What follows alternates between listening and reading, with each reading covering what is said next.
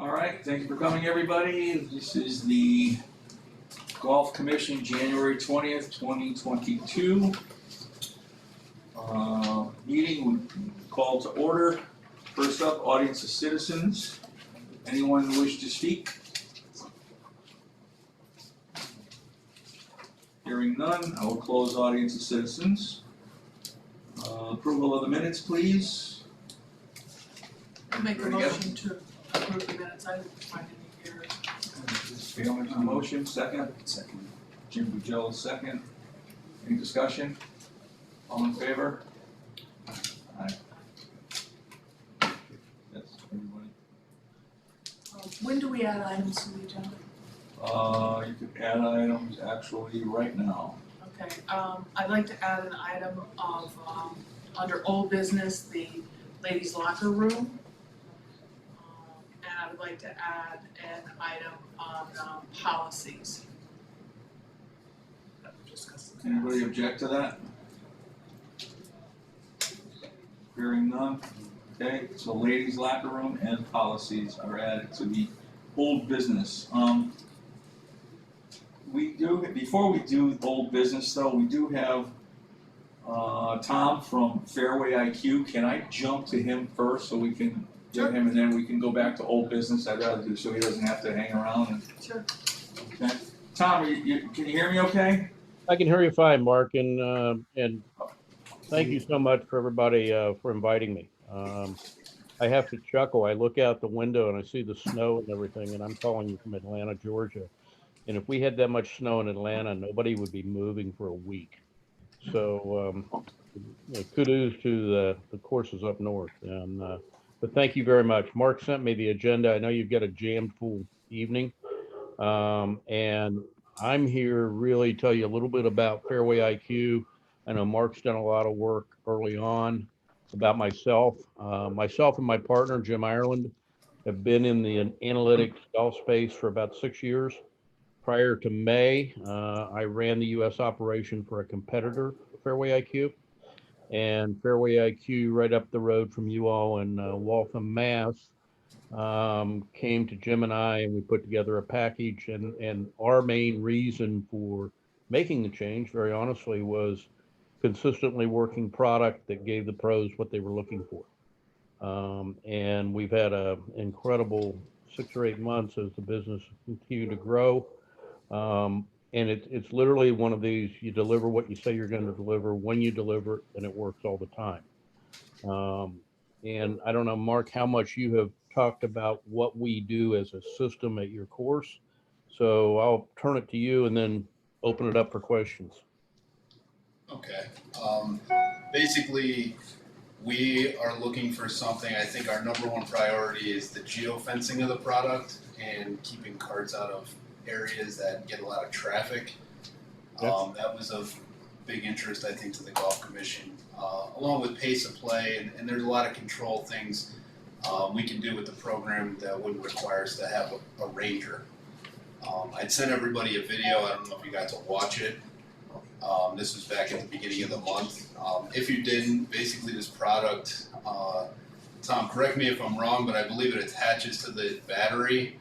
Yes, in fact, hopefully you can see this. This is actually the unit that goes on under the seat of a cart.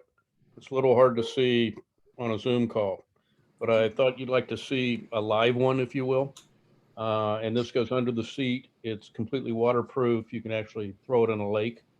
So Mark, if you're cleaning carts with a pressure washer, it's not going to do anything. It doesn't degrade the battery in any way because it only works when it's on. And there's a safety valve that turns it off so it will never degrade a battery. So that's correct. It had come up that maybe we should have rangers during busy periods. What I like about the product is it can be in many places at one time rather than a ranger just being in one place at one time. We've had an issue. We get a lot of play and a lot of traffic, and especially with carts. And I think one of the issues we've run into is just not having any control on the golf course over where these carts are going, and it's caused damage to some of the areas around greens and some of the high traffic areas. So we could geofence the course any way we like it, I believe, Tom, right? Right. Let me Instead of address boundaries. geofences. Yeah. Let me back up just a second. Our rangers, meaning this tag, never get sick and never call in and come in late. So there is a little benefit there. But when you talk about geofences, there's really two parts. There's Mark's part because you're trying to protect the golf course. There's also the golfer's part because all the USGA studies say that the number one thing that golfers look at on golf courses is the condition. So if a course is getting beat up because carts are going anywhere, it's going to play into the condition and what's it cost to repair that. So when we set up geofences and we set them up with the staff, we can set up as many as you want, and they can be flipped on or off as often as you want them. And what that is picture an overlay of the golf course. And we always do greens, fairways, and tee boxes. But around greens, a lot of times if there's handicap golfers, we'll do two different sets of geofences because they've got a different set of rules. So if you've got a blue flag golfer, Mark, you just click that cart 12 is a blue flag, and he or she can go closer to the green. Same situation on fairways. Let's say it's, we're in June and it's raining tonight. You go, we got to go fairways only tomorrow, or cart pass only tomorrow. You flip a switch and the geofences will only show if the cart goes off the cart path. From the golfer standpoint, there's a buzzer that goes off, and it's an annoying buzzer. And it stays going off until they get back out of the geofenced area. What we do not do is we do not do anything to the cart to degrade the cart. So we don't drill a hole in the dash. We don't put a light on. We do a buzzer that's obnoxious. That's the only way I can describe it. And Mark, I could send you a couple MP3 players of the buzzer, but it's obnoxious. You don't want to be that guy or that lady with the buzzer going off. So that's telling the golfer what's going on, part one. When that happens, your system sends an alert that cart 12 has broken the geofence around the green surround on 2. You get that as a text message, and you also get it within your system so that it shows forever that cart 2 broke the geofence at 2 o'clock on Saturday afternoon. And when we integrate with your tee sheets, it'll say who was in that cart at that date. So you can't say that Tom and Mark weren't playing golf and that wasn't us breaking the geofence. You can also set the system up so that the golfer gets an alert that he's broken the geofence on his cell phone. Some golf courses want to do that, some don't. Some don't want golfers having their cell phones out all the time because it does slow up play. So you've got one obnoxious buzzing sound to the golfer, and you've got a potential text to the golfer, and then you've got a double layer alert within the system, call it in the pro shop. Now, if you take it one step further and I've broken 3 geofences and you decide, you look on your map and you saw the map in the video, and I hope you've had time to look at the video, and you decide you're going to send somebody out there, on their phone, they've got the actionable data that shows, gee, I broke 3 geofences in a row. What it does, it diffuses that conversation. As I've had one golf pro say to me, the guys that break, or ladies that break geofences never did it. It's always somebody else. And so this gives you that actionable data. Mark, you mentioned in looking at the golf course, and I've looked at your website and I've looked at the Google view of the golf course. You got a lot of territory. What this enables you to do is, if you've got some geofence violators, you know where to send that player assistant. You're not trying to guess. Because again, not only are they getting the beep, you're getting it on your system and on your phone. And the way the phone texts are set up, you set that up simply like you would a key card. If you're not working on Saturday and you don't want to get alerts, you just undot your name from getting those alerts. And it gives you that management overview. So what's that mean for the golfers? Well, you probably all know that there's X number of golfers that violate geofences. If you say cart path only, they drive anywhere they want. If you say 5 feet from the green, they go 4 feet. What this does, it gives you a level of satisfaction to tell the golfers you care about the golf course. You're taking care of it in that way. If you see the knucklehead that's driving on the 13th green, not only is that person going to know from the buzzer, you're going to know immediately and have a record of that. So I'm the guy that drives on the greens all the time, and I come in, I want that 7:30 tee time, and Mark looks at me and goes, I just can't do it. I said, you're getting all these reports that you don't respect the golf course. And I go, that wasn't me. And you're able to just show him on the system, Mark, exactly when they played, who they played with, and what violations that they had, or for that matter, if they played faster. That's a good thing. So that's what we do with geofences, and they're as variable and changeable as you want them to be.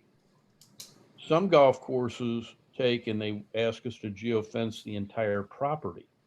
And the reason they ask that is one of the alerts, if a cart leaves the property, goes to the police department. So in effect, it's like a LoJack. And I don't know if stolen golf carts are an issue with you all or not. In some markets it is. And it's not, it's all across the board. It's resorts, it's private courses, it's public courses. So, excuse me. So that's what we do with geofences. Any questions about that? I have one. When an alert goes off, are you required to go to reverse to get out of that geofence, or can you just go forward and get out You of can there? go forward. It's not, we do not, there's a couple things we don't do. And because Mark, I know, has put some work in looking at various companies, we don't control the cart. And the reason we don't control the cart is golfers hate it because they don't know what to do. And your question about, do I back the cart up or what, is one of them.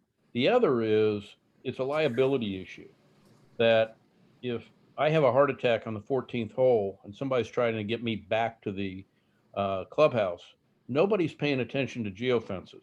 And if my cart's stopping and starting and going and whatever, our attorneys, our insurance people say you don't want to be in that situation. And I mean, we're all in a world that litigation's a national pastime almost, and we just choose not to do that. So I break the geofence. I do too close to the green. I could technically get out of it by driving across the green, but what you tend to see happen is people immediately hear the buzzer go off, and they're directing the cart back out of the geofenced area. One more question. Our golf shop closes at 6 p.m. Mhm. A cart goes out at 6:30. They can get alerts off the golf course, right? Absolutely. Perfect. You can set up the geofence alert system. We do a lot of private cart business. And one of the issues with private carts is, Jim decides he's going to drive across the course to go to the beach or to go to the clubhouse or whatever, and it's at 7:30 at night, and they're trying to protect their golf course. And that alert immediately goes off. So Mark closes the shop at 6. Somebody is either, number one, he will know where every cart is on the course at 6. And you're in the summer months where you got long evenings, long afternoons, and you'll know where every cart is. If that cart doesn't come back in, you're alerted. Or if somebody leaves it out in the parking lot and you look on the map and you see cart 12 sitting in the middle of the parking lot. So it has nothing to do with when the golf shop's open or not open.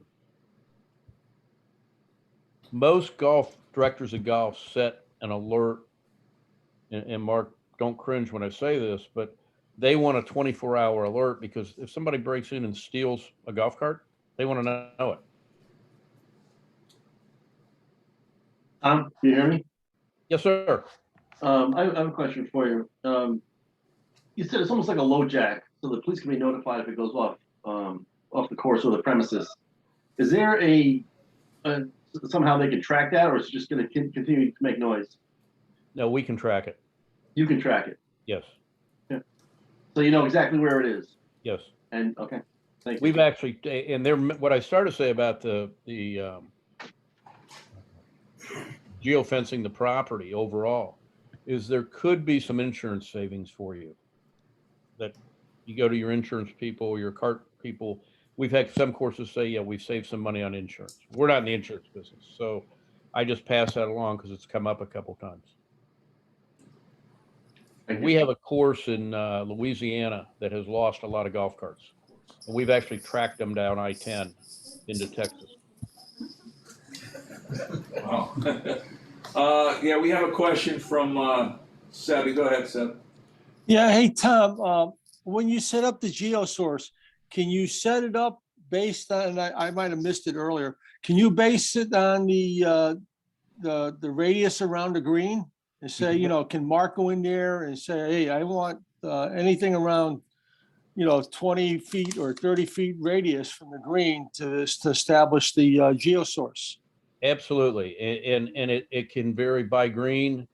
And as I mentioned earlier, you can have a geofence that's set up for non-blue flag golfers and one that's set up for blue flag golfers. Think of it almost like a wedding cake. So there's a layer on top of the broader layer. So if on the third hole, maybe you only want a 4-foot geofence around the green, but on the 8th hole, because of the terrain, you want a 20-foot. That's okay. Hey, Tom, the other thing too is that if you have handicap golfers, all right, can you set that up per cart? Yes, that's what we call it a blue flag. Yeah, this was all discussed, Sebby. Sebby, what we probably would do is just set 10 carts aside that are designated for that, so we don't have to pop it on and off. There's also a way that, let's say I bring a guest and he's a legitimate blue flag or she's a legitimate blue flag golfer.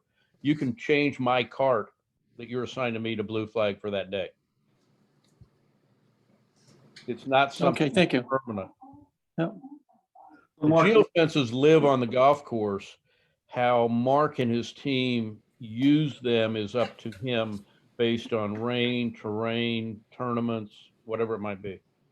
Tom, there's no program or display that shows where every card is on the golf course, is there? Yeah. Yes, there is. That's your home screen. Would have been on the video. Okay, good. The secondary piece to this is pace of play. I mean, I think some courses that's more of a requirement or priority. I think our priority probably is with geofencing, but pace of play is you can see where every golf cart is on the screen. And correct me if I'm wrong, but a red cart means that they're behind our pace that we set. Yellow means they're getting behind.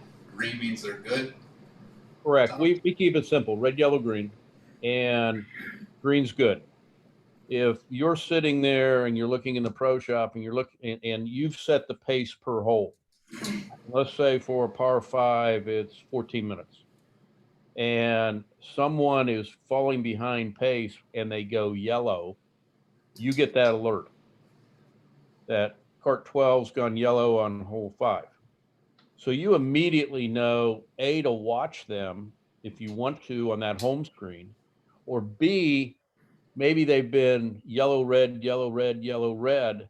And maybe that's when you send out a player assistant and you go, guys, anything we can do to help you? Maybe you shouldn't be playing 3 balls. Who knows? The other part that's a benefit to that is picture we're playing and we're waiting on every hole. And we know it's 2 groups ahead of us, and that group ahead of us is waiting. When that player assistant comes by and says, hey, I got it, I know where the problem is, it immediately diffuses the situation.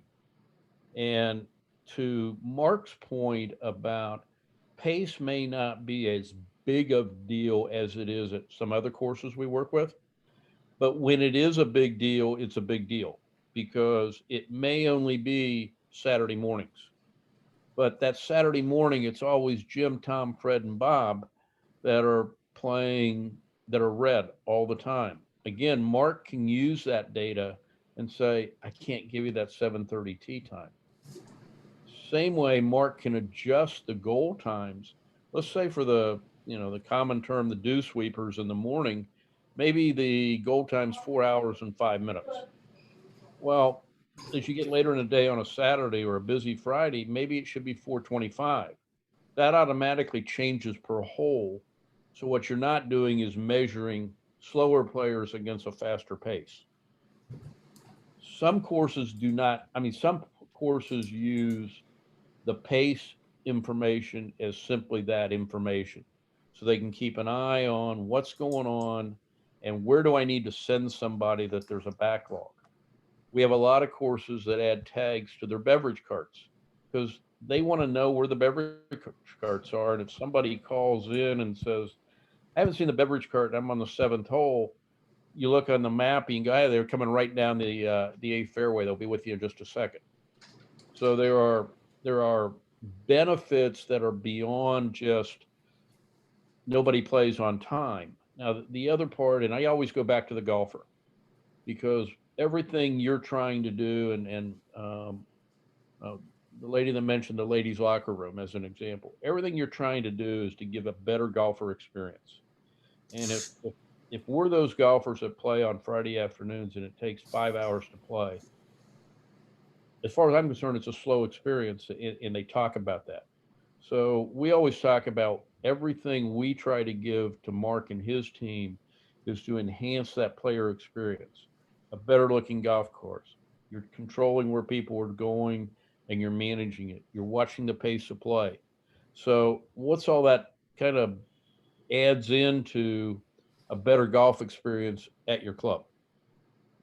No different than when you're talking about the ladies' locker room, or if you're repaving the parking lot, or new carpet in the men's room, or whatever it might be. So that's really what we do. Thank you, Tom. Sebi, one last question, please. Yeah. Hey, Tom, are there any courses in Connecticut that use your system? No, there's not. And we've got about 250 courses nationwide. Excuse me. And unfortunately, there's not one in Connecticut. Excuse me. I'm still fighting that little C, but I can get you a list of references. I think we may have sent that to Mark. I mean, to give you an example, who we do business with. On one end, there's that little club down in Augusta that gives out jackets in April. We can't use their name because we don't pay them. But they've been a partner of ours for 4 years. We do, if you look on our website, you'll see high volume public courses, Independence down in Virginia, Hagen Oaks out in Sacramento. You'll see private courses. You'll see private courses with fleet carts and private carts. I'll be happy to send you a list of references. Hey, Tom, you don't have any units that are portable for groups that walk, do you? Yes, we do. In fact, it's interesting because I can't mention the name of the course, but it's owned by the Kohler Corporation up in Wisconsin, and they use all walkers. And that's what they use at that course in Augusta. It's a portable tag, so that, for example, mostly that's used by caddies because they're carrying the bag and they want to know what's going on, where the groups are. Now, the only thing I would caution you on walkers is if you say, I've got 20% walkers, I'm just throwing out a number. Is it purely 20% walkers, or is it 2 people in a cart and 2 people walking? Because if it's 2 people in a cart and 2 people walking, you really don't need to tag the walkers. The reason that the course down in Georgia uses portable tags is they want to know where their people are on the golf course. They don't have a pace problem, and they certainly don't have a geofence problem, but they want to know where Condoleezza Rice is when she's playing golf for a security issue. Most walking courses, and again, Mark, I would throw it back to you to look at what's the mix. If you've got pure walkers going out on a regular basis, then you really only need 1 per group. Right. Because what you don't want to do is not track them, because now you've got a gap in the analytics. They're not going to break geofences. I mean, they might walk across the green, but they're going to walk across the green anyway. But they are going to affect your pace. Okay, thank you, Tom. Tom, Yes. I have a question. Do we buy or lease the unit from you? What we do is we have a 3-year program. We lease it to you, Everything's covered by warranty. We take care of, all the setups, all the training. Mark has new people come on board in the middle of the summer. We train them. It's an ongoing training process. So you have no liability. We offer a purchase program, but very honestly, nobody wants to purchase hardware. And it's a 3-year lease program. Tags are installed. We integrate with your T-sheets. It's a very simple process. And then if we were to flip our fleet, we could just transfer over to the new fleet, correct? Yes. I mean, if you'll remember, there is one caveat. Mark, you had said you do not have lithium battery carts, correct? Correct. They're gas. If you went to lithium battery carts, it's a little bit different process. Only because the connections are different. But literally with the carts you have and what 90% of the golf courses have, it's 2 connections to the battery, and they can be flipped very easily. And what we normally do there is we do what I like to call a little hand holding, where we take your cart person and walk them through what to do. Because one of the problems when you flip carts, when the new carts are delivered, Easy Go or whoever wants to take their old carts back right now. So it has to be staged a little bit. Very honestly, where you are, not too far from Waltham, we'd probably send somebody down. Okay. It takes about 10 minutes to install a tag. I like to compare it to putting together an IKEA or an Office Depot piece of furniture. The first one takes a little longer. And assuming you haven't thrown everything out in the window to begin with, the rest of them go pretty fast. Okay. Thank you. We have pricing and everything else too, right? Yeah. If you'd like to use a beta tester or whatever for Connecticut to get the word out, we're here for you, Tom, for sure. Very good. Any other questions? Yes, Tom. Yeah, Peter, I got one All more set. question. Of course, yes, sir. Hey, Tom, if we were having a tournament and we had to bring in additional carts, do we have the ability to put them on those carts at all, or is that out of the question? 2 ways that happens. I mean, first of all, there's no problem in tracking any kind of tournament. Shotgun start on 10, whatever it might be. What we normally see happen when somebody, let's say they have a big member guest and they need to bring in 12 or 18 more carts, and it's maybe a 3-day event. What we've done in the past is sent portable tags that are just put in the carts, because you've got to return those carts somewhere.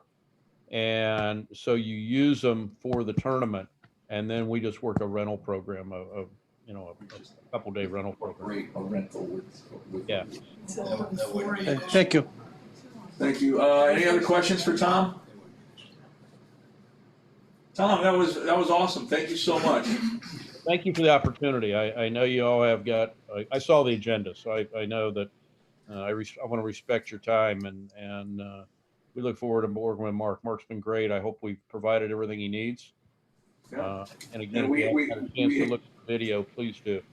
We have your info, and if there's any other questions, Jerry and Mark will certainly get back to you, I'm sure. Okay. Okay. Thank you all very much. So much, Tom. Thanks, Have a Tom. great meeting. Yep. Stay warm. I'd like to jump around again if we could. That was item number one. What's the plan with this? So we heard his presentation. Are we gonna discuss it at a future meeting? Yes, Okay. yeah. Probably think about it in the next We'll meeting. discuss it. I will say this, Thank if we you. went up, I believe I did the math right, like a quarter on our cart rates, it should offset the cost. 25 cents, Yeah, Really?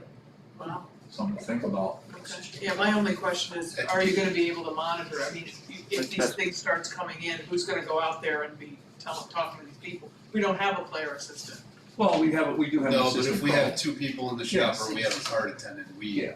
Could send somebody yeah, out. and this is something throughout the day I'd be looking at. Okay.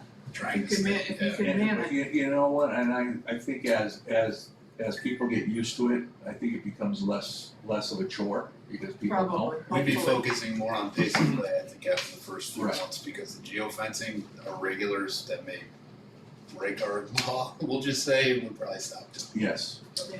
All right, I would like to skip to, well, yeah, I wanna do half of number 7 because Kevin's on, he's waiting, Kevin Delaney, and, so I'd like to bring Kevin on if you guys don't mind. And we'll go to that, this way here, he can go about his business as well. Kevin, you there, right?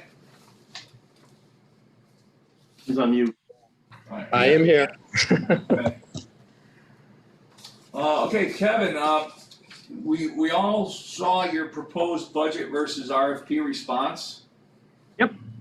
Okay, the big question that I have, and I think some other commissioners have, is there's a $62,000 nut there that is there with, that is the unemployment and the overtime. Yep. And I you need to explain to us, if you don't mind, why that's there if we were to go with Brightview. Okay.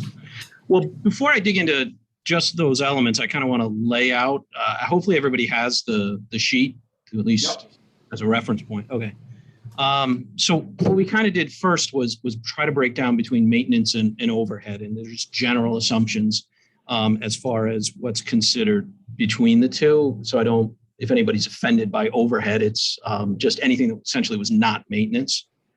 We kind of walked through all of the personnel that would be affected, as well as the various equipment pieces, the materials, and those items that would essentially be covered by Brightview or the other two bidders for that matter, those who elected to bid. So there you see the RFP response. And then in assuming that all of the folks who are who work out of the maintenance building today would not remain if we went with Brightview, we kind of looked and said, okay, Roche is going to need someone to be on point. And Brightview provided us with 3 references and we split it up. So Jerry called one, Roche called one, and I called one. And there were several consistent themes, but one of the consistent themes was having a director on site who's full-time, and per all of them was a benefits person, basically somebody who works for the town. Jerry not only has responsibility over the maintenance crew, but if Ramsey has an issue in the restaurant, he is often the first call that's made. Now, he's not going to solve all those problems. If there's a problem with the refrigerator, Jerry's not going up and fixing the refrigerator, but there has to be somebody on point for that. Similarly, if there's an issue that we have to go back and deal with, vendors or others that we deal with in other parts of the course. And then of course, there's the other side of it, which is all of the administrative parts of it, the budgeting, the invoicing, all of those pieces that are maintenance, but also non-maintenance elements. So there has to be somebody who can be that liaison to the town. And that's consistent with all 3 of those who responded. In initially looking at this, you can see there's 2 columns, a director with benefits and a director without benefits. In talking with all of those groups, I think if you went with a Brightview and didn't retain anybody that's currently part of the maintenance crew, you're going to want to focus on the right side, so the director with benefits. There was an initial thought that maybe somebody working less than 30 hours could kind of keep an eye on things. That's a big ask. I know Longshore, one of those that was a reference and is in Connecticut, tried that approach and said, okay, we're going to go with Brightview and outsource it. And they have now hired someone. So they've learned their lesson. I think they've learned many lessons, but that was one of them, that you do actually need someone on site representing the town. And then there's some contingencies built in because we need to have something in the budget. You all heard from the presentation that there are many items included, but there are many items that are not. For example, if we have a storm in the fall, in the last couple of years, we've had that. We need to have a contingency in place to be able to clean the course safely and quickly. So there's some contingencies built into that, and there's an equipment contingency. What I will say is the equipment contingency is level, even though If you look in the FY23 budget column, it looks less for the town side. That's only because Jerry's included some money in the equipment budget already, so it balances to be $100,000. The reality is the equipment out there, like many parts of the town, is old. Much of the maintenance and replacement has been deferred. And so we have to expect that we're going to have to spend some money on the machinery. The folks who work out there today will, on the fly, try to repair machinery so that they can keep it moving and take care of the course. Brightview, I suspect, based on what I heard the other night, they're going to do some simple things if they can adjust. But if the machine is just broken, that's when they're going to turn to the town and say, this machine's broken. And we've got a couple of options. You can send it out and have it repaired. You can replace it, or we can bring in our own equipment and we'll charge you for that. But we're going to do that. We need much of that equipment to take care of the course. So that's kind of the upper half. And I would, again, suggest looking at the far right columns. As you play into that, if we don't have the maintenance team there, we're looking this year at year one. Brightview gave a 3% escalator in the out years, and obviously the town costs would alter as well into the year. So this is really looking at year one if we were going to convert. If the decision is made not to keep the staff crew, there is going to be unemployment comp. I mean, we can't just say, you've worked here, thank you, goodbye. There's a legal obligation. So if you don't have the maintenance team, you've got 3 full-time employees, and there's going to be an impact to unemployment. These are folks who are going to be higher end on the unemployment scale because of what they make. I mean, they're full-time, long tenured employees. So this is not a 22-year-old kid making $30,000 right out of college. So there will be unemployment costs. The golf course is a bit unique from a town perspective because we know if you kept operations and decide not to go with Brightview, we also know there will be unemployment. Jerry has worked hard together with the town manager, myself, HR, and the blue collar union to craft out a part-time role so that the golf course can have more positions, but part-time rather than benefits eligible folks. The trade-off for that is, and we have fought this a couple of times and lost each time with the State Department of Labor. The trade-off is if you have a seasonal employee, they're going to leave October, November timeframe whenever the course closes. And in the interim from November through March, when you reopen, they're eligible for unemployment. So in this year one, either way that we decide to go, there is going to be unemployment, and we're going to continue to have that. As far as overtime, that becomes a big question as to how things are going to operate going forward. Obviously, if we keep the staff, then unemployment will likely exist because we have cup changes and other things on the weekends, as well as potential storm damage and other things that can happen. So we anticipate those. And then if we don't, there are instances, and they mentioned this during the presentation, that if we request them to go above and beyond, that there is an additional cost to that. You could call it overtime. You could call it something else, So I can't guarantee you the overtime amount for anyone. I can tell you that everything from the police department to public works to anybody, we have overtime, we budget. I can't tell you that it will be there or that it will cost us that much money. We've had years where it's cost us more than the budget. We've had other years where that's been turned back or used for other things that were more expensive. That was the rationale behind it. And, Well, Kevin, can I ask, I mean, first of all, we're convinced and we were promised that if we did go the route of third-party maintenance, that none of these guys would lose their job. They'd have a job here at the town. That's Correct. Okay, so that's a guarantee from the mayor's mouth, that nobody will lose their job. So, and then as far as the overtime, I mean, I remember, I guess I heard something a little different from Brightview. I thought that they were gonna do, what it takes if it takes 7 guys because of a tournament, they're just gonna get it done. But, you know, so that's, you know, I just wanna make sure that, you know, it is an apples to kind of apples comparison so that people can make a decision, and then when the decision is made, whether we keep going with our maintenance crew that we have now, or we third party it, that there, you know, there's no underlying what ifs, you know what I mean? I just wanna make sure that everything's out there and transparent. Absolutely. One other question I have is the insurance under the overhead, is that like building, liability and all that good stuff? That is the buildings, the golf course, everything. Okay, thank you so much. And it's a combination of direct costs. So you can think of a building and that's a tangible cost.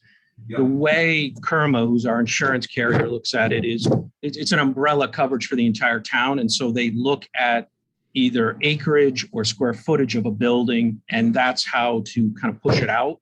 So we don't pay insurance because of a particular car or a particular building. It's kind of the comprehensive amount. And so what we do is charge that out to different groups based on those characteristics. I do want to acknowledge what you had said, because I heard it a little bit differently, but I heard it from the town manager, not from the mayor, which was he would not be comfortable moving forward if it resulted in layoffs, which I think is a bit of a twist on a promise that no one would be laid off, because if we don't have an open position and the take from whether it's the mayor, the town manager, or anybody else is, well, we'll find a spot for them. Essentially what has happened is you've shifted the cost from the golf course embedded in the fee schedule to the taxpayers embedded in the mill rate. That's not inherently bad, but it has to be transparent that the cost doesn't go away. It just moves from the golf course and the fee schedule to taxpayers and the mill rate. Understood. And that's to your point about transparency, is if that's what the town manager and the council, if that's the decision, then that's fine. So that's understood. Yep. Thank you, Kevin. Jim? Yeah, Kevin, that was, you know, can you hear me? Peter, Yep. can you hear? Okay. Absolutely. I wasn't sure, but I you know, what Peter said, you know, it was what we all heard. It was basically through attrition how some of this was going to transpire, that nobody would lose their job. They would just be transferred to another department within the town. And that was inherent going all the way through.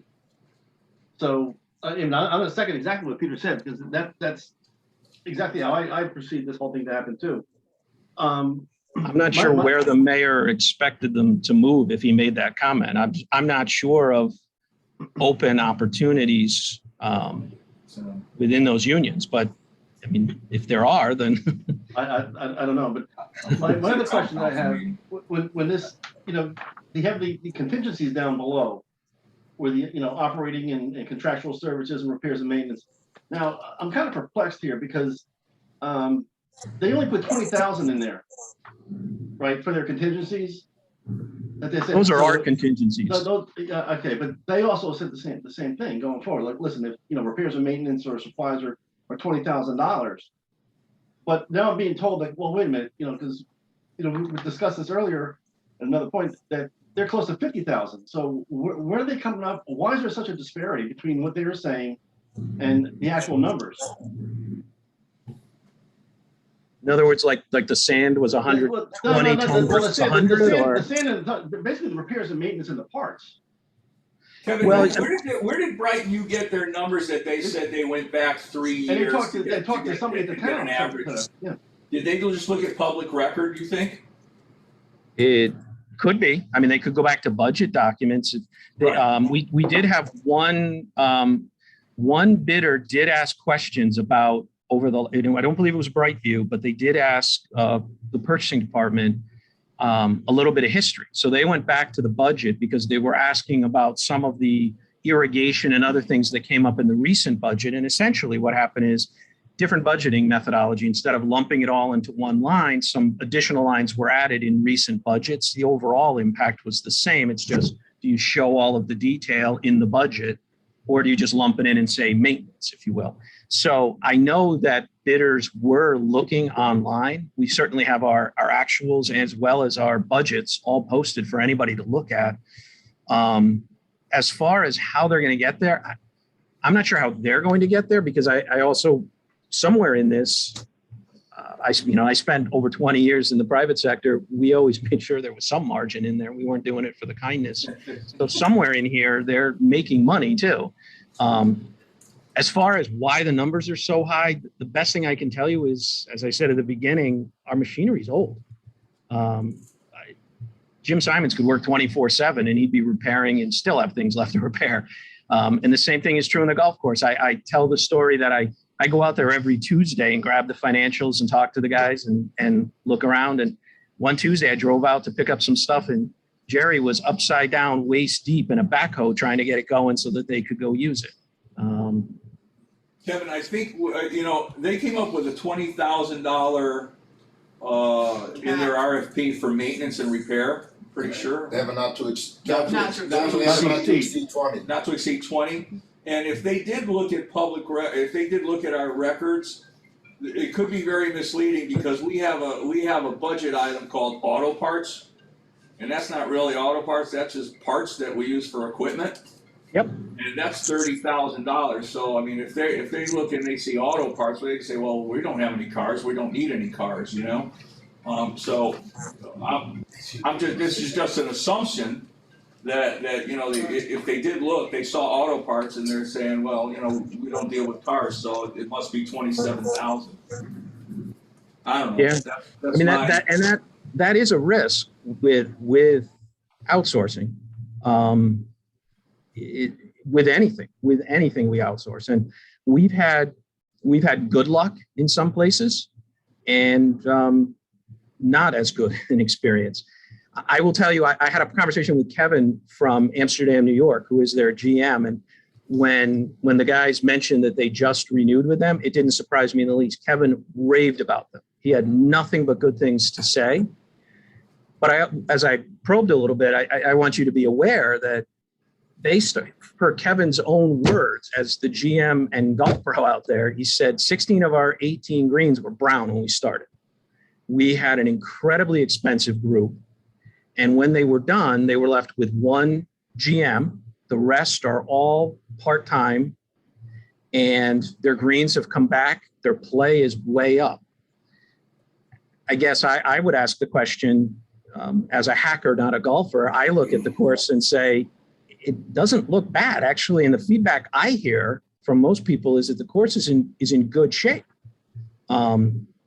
So there is that risk element that's not captured in the financials, but it is there that if there's any kind of a miscalculation or an issue, you stand a chance. But I definitely, I can tell you, having spoken with the folks at Amsterdam, they love Brightview.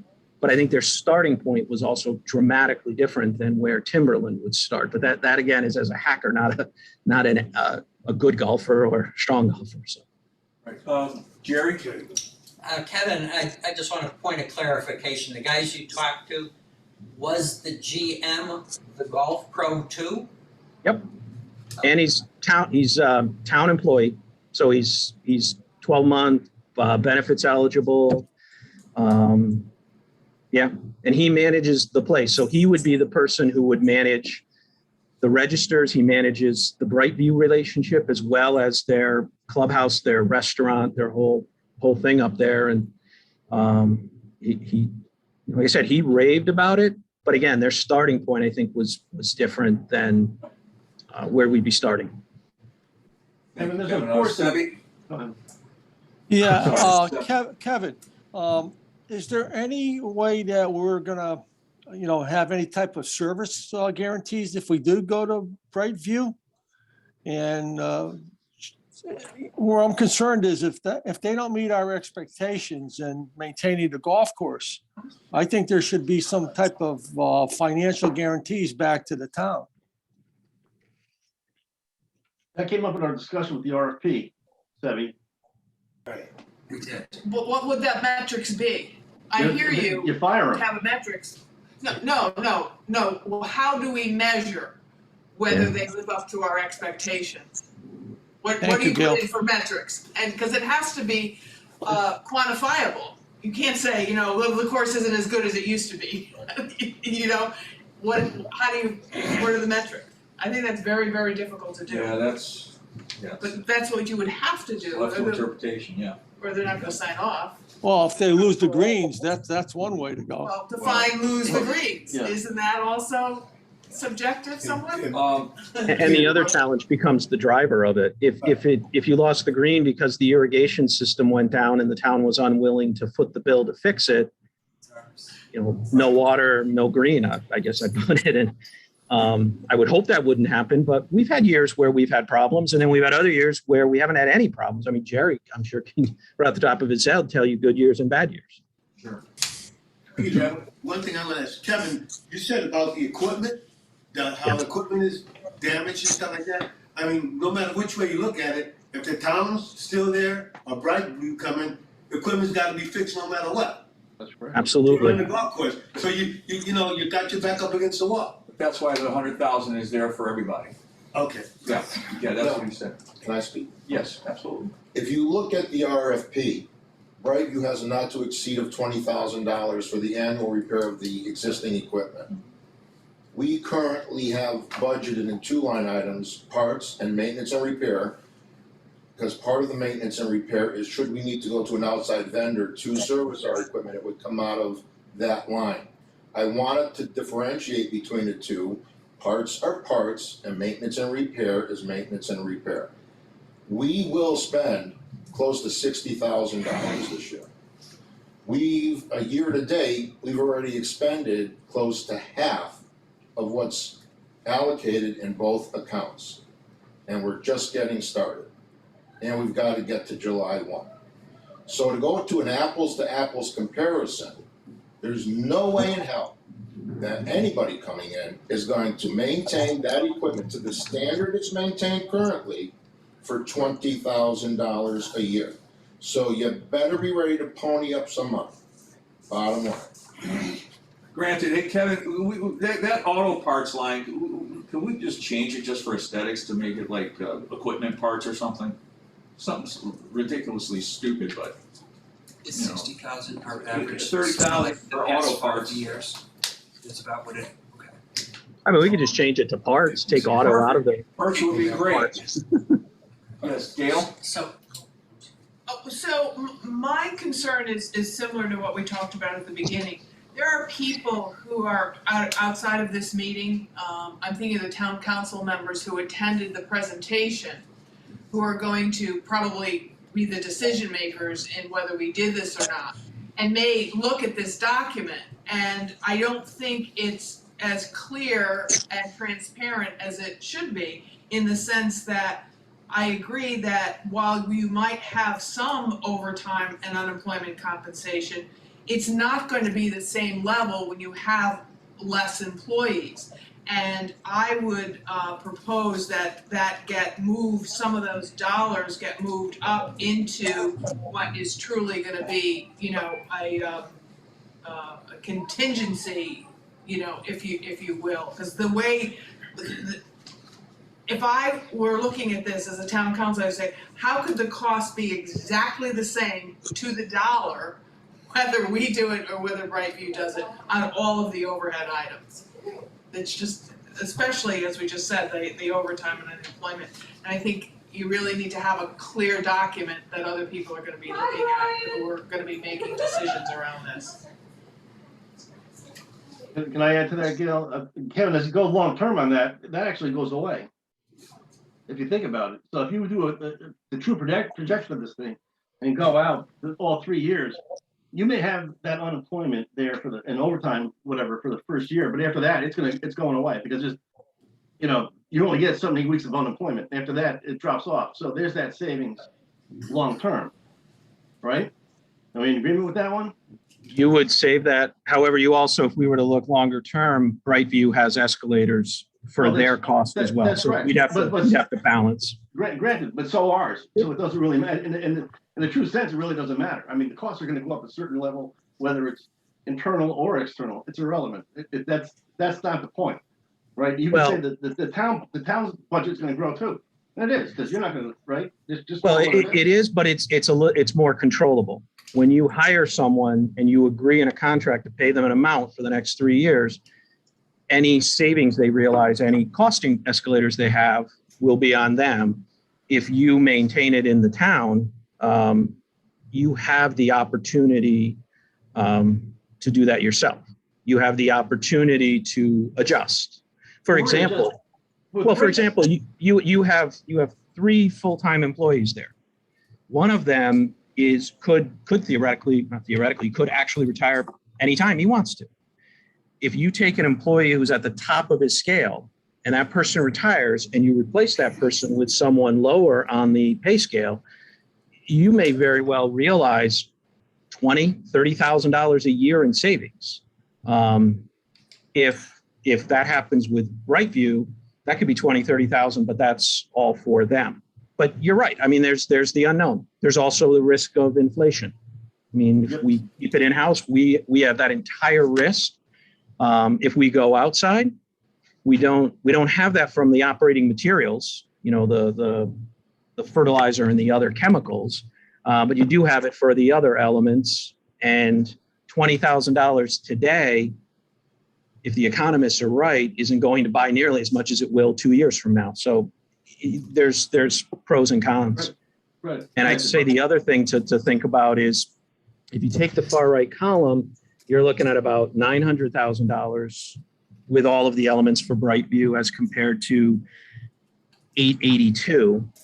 If you factor those in, even if you took the full 60,000, so now your difference goes from 17,000 to 43,000 favorable. So 17,000 unfavorable to 43,000 favorable. I think the fundamental question that the council will have to ultimately answer if they decide to go with the contract is, what's that tipping point where you ultimately save enough money to decide to go outside? It's not always money. It's not. We outsourced billing and collections for the water and sewer company. We did it because we were using a DOS-based technology system. We were not getting anywhere near the productivity. We were 20 years out of touch. We made a switch and actually saved money and modernized everything. That was a success. We've had other times where we've outsourced and it's been an absolute disaster.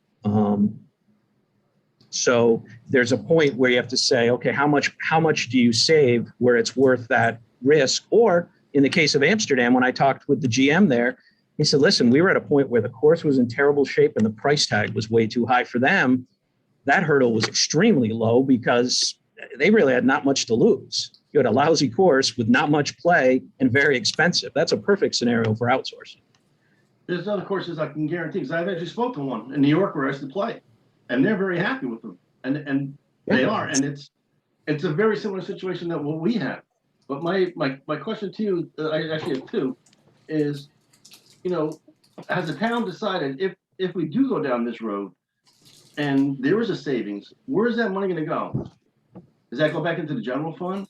Has the town started to look at, the true improvements that need to be done throughout the course, down the road?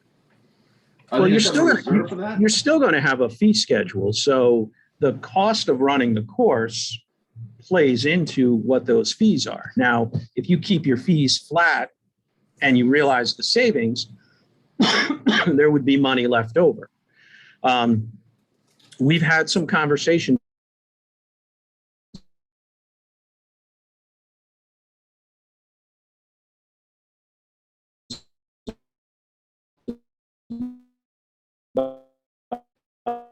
move a reserve, actually fit in that fund. Today, all of your CIP money goes directly into a capital project fund. It's non-lapsing, it's separate, it's its own CIP fund. It doesn't go to the general fund. It doesn't pay for other capital. It pays for things that are determined for the golf course. In this moving all of the operations that way, you could build up a reserve that could be transferred to capital, could be used for other things if you need it, and would also, on the flip side, be expected to cover a shortfall. About 3-4 years ago, we just had a really bad year. It was a very rainy year. It was a really bad year, and the numbers weren't great. nobody here controls the weather. And so in that scenario, if you built up a reserve, the idea would be instead of the taxpayers absorbing that, it would come out of this reserve. That has to go through some discussions. I'm sure Jerry probably has opinions on that. But there's an option there to kind of keep all of the money in the course. But again, I guess I come back to the beginning. Your fees are being built in large part on what does it cost to run the course and what do other courses around us paying? I mean, every year, Jerry and John before him looked at what competitors were charging, everything we could get our hands on. And I mean, Jerry's talking regularly with the other folks, his peers around to understand what's going on. So I can't say that the town's made a decision, but that you could go in either way. You could keep the rates low, absorb, take that through to lower rates, or you could keep the rates where they are or keep them up and then put the money and plow it back into the course. I mean, that would be a nice situation to be in. I would make one more distinction here that, we are not comparing apples to apples. I mean, as far as the cost, you are, but as far as what they're saying that they're going to do on the course is far from apples to apples. I mean, they're talking raking traps and cutting fairways and fixing divots on the fairways and the greens, and that's just not happening now. So I have to defer to Jerry on that. I don't. But it's not really truthfully. I mean, we're all adults here, and everybody sitting around here plays golf. I'm assuming for the most part, but we all know that that's not going on, and it's just not. So I mean, that's also coming into play here. Also, that let's not kid ourselves. So there are always qualitative aspects to things. So numbers will tell you so much, and then there are other aspects. If people aren't happy with the situation at the golf course and going outside addresses those, then that's a different matter. I mean, Jerry, I don't know if you have a response to that. I can't respond to that comment. I don't know, Jim, you know as well as I, the way our bunkers are constructed, that they wouldn't take a daily raking. You and I both know that. You're gonna go through a lot more than 100 ton of sand a year if you were to do that. That's why I asked that question. Yeah, I mean, we cut the fairways, we use growth regulators on the greens, the tees, the fairways. So I don't, if the fairways are a little bit long, I'm keeping the divots. Jerry, the divots, the ball marks. Well, Jim, I understand what you're saying, and I respect it, but we're not a big crew, so I have to prioritize where I'm gonna put my people. Now, if you want me to pull Jerry, Jerry, that's not what I'm saying. That's not Okay. that's not what I'm saying. I just said we're not comparing apples to apples. Okay, so let's talk about that, because if you wanna go down that road, I have a line item in my chemical line of 120,000. It's my biggest line. Brightview says, don't worry about it. We're gonna take care of the chemicals. Oh, so do you want me to adjust my chemical line? Cause I can. I can adjust it down. No problem. You can't Wait a compete with minute, what they're buying, if Jerry. Brightbrew has the contract, Right. Brightbrew pays for the chemicals. Yeah. That's correct. Right. I'm gonna tell you right now, they're not gonna use the chemicals we use. That's where they make their money. Okay. This is where these companies save and make their money. But they use generics, they spray when they have to, maybe. They may wait until the dollar spot is running rampant and say, hey, we gotta go out there and spray for dollar spot. I'm not criticizing Brightview or any of the other companies, but this is how if they came back and said, we're gonna spend 120 grand on chemicals, whoever that director is would say, show me. Show me the plan, show me the receipts. I'm telling you I'm spending 120 and here's the chemicals, here's the product. But to do so, I mean, can we say their chemical is bad? Can we say their chemical is bad? You're saying what you're spending on your chemical and what they're gonna use, we don't know if their chemicals are bad or if they're just as good as what we're using now. So how many? I do know, when you know your chemistry, that when you're using a generic, the carriers are different. There's no guarantee from the manufacturer. They haven't gone through the patent process. I know all that. Mine are name brand or what we call agency products. Bayer, Syngenta. You want to go down the line? And I got a guarantee. So if I put it out at the label rate and it cooks the green, they're going to pay for a new green. You go out with a generic and cook the green, even though you put it down at the label rate, you're on your own. Jerry, do you think it can have anything to do with the amount that they're buying? I mean, Absolutely. we're one town. They're buying for everybody that they're doing business with. No, because if you talk to the chemical reps, everyone, and I've talked to all of them, representing, we've got 3 that we deal with. Their buying power, they may, Jim, they may get an extra 2 or 3%, that's it. When you're buying an agency product from Bayer or Syngenta or whomever, okay, they set the price.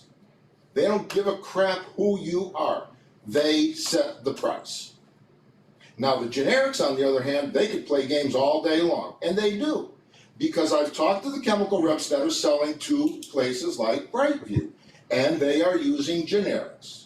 And yes, to answer your question, because they're buying all generic, or mostly generic, they can fiddle around with the price and most likely get a better deal because they're buying for all their Northeast courses. But they're generics. All right, I'm just gonna kind of stop this conversation because it doesn't really have anything to do with the budget. You know, when Kevin goes and we get back down to there, we can talk about that.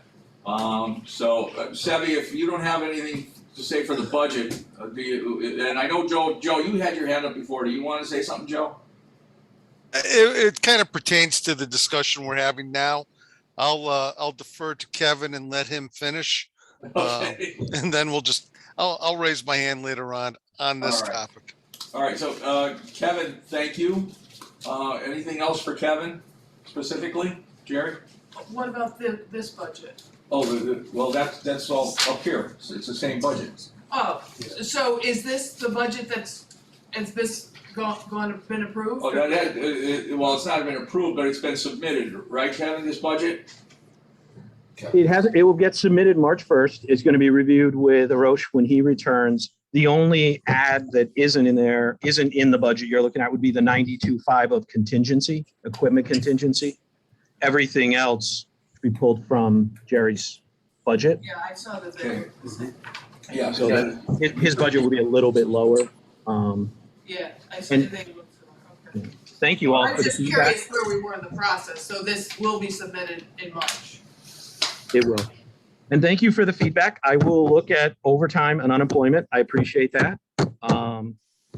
And I know Arosh, I think he's looking for, I think he'll have a conversation with Pete to kind of gather all of your feedback. So when he returns, I think, Pete, you're talking with him to kind of give feedback. I'm gonna gather all questions and concerns, and then I believe he said he was gonna meet with us, with the whole commission. I'm not sure. I gotta see what he says when he gets back. Okay. But, Kevin, the plan is to get everyone's feedback for sure. Yep. So Kevin, before you leave, I do have a question for you. Yeah. So hopefully it's just a really quick answer.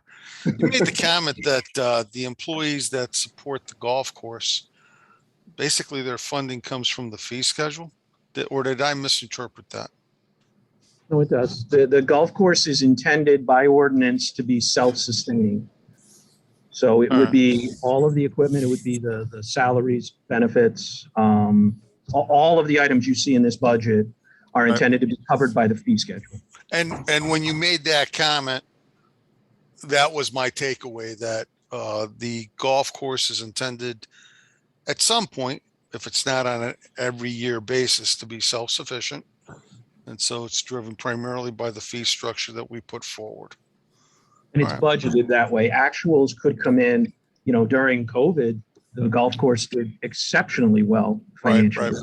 A couple of years ago, like I said, the weather really went against us, and it wasn't a good year. And that's, I'm sure Mark and Jerry can both tell you, I mean, the weather plays a big factor in this. It's Kevin, what did we lose that year? Refresh our memory. I'm reaching back, but I want to say it was somewhere between 60 and 80,000 that year. The course doesn't, if the course is going to lose, it's not, if you went back many years, it was into the hundreds of thousands of dollars, but they went through a significant, I'll call it right sizing in my corporate speak, to reduce the number of staff. Jerry, you probably can remember, what were there, 3, 4 more blue collar people, maybe even more than that back then. Yeah, we were losing close to $250,000 back, 13, 14 years ago, yeah. And then you've had years where it's lost, 25 to 50,000.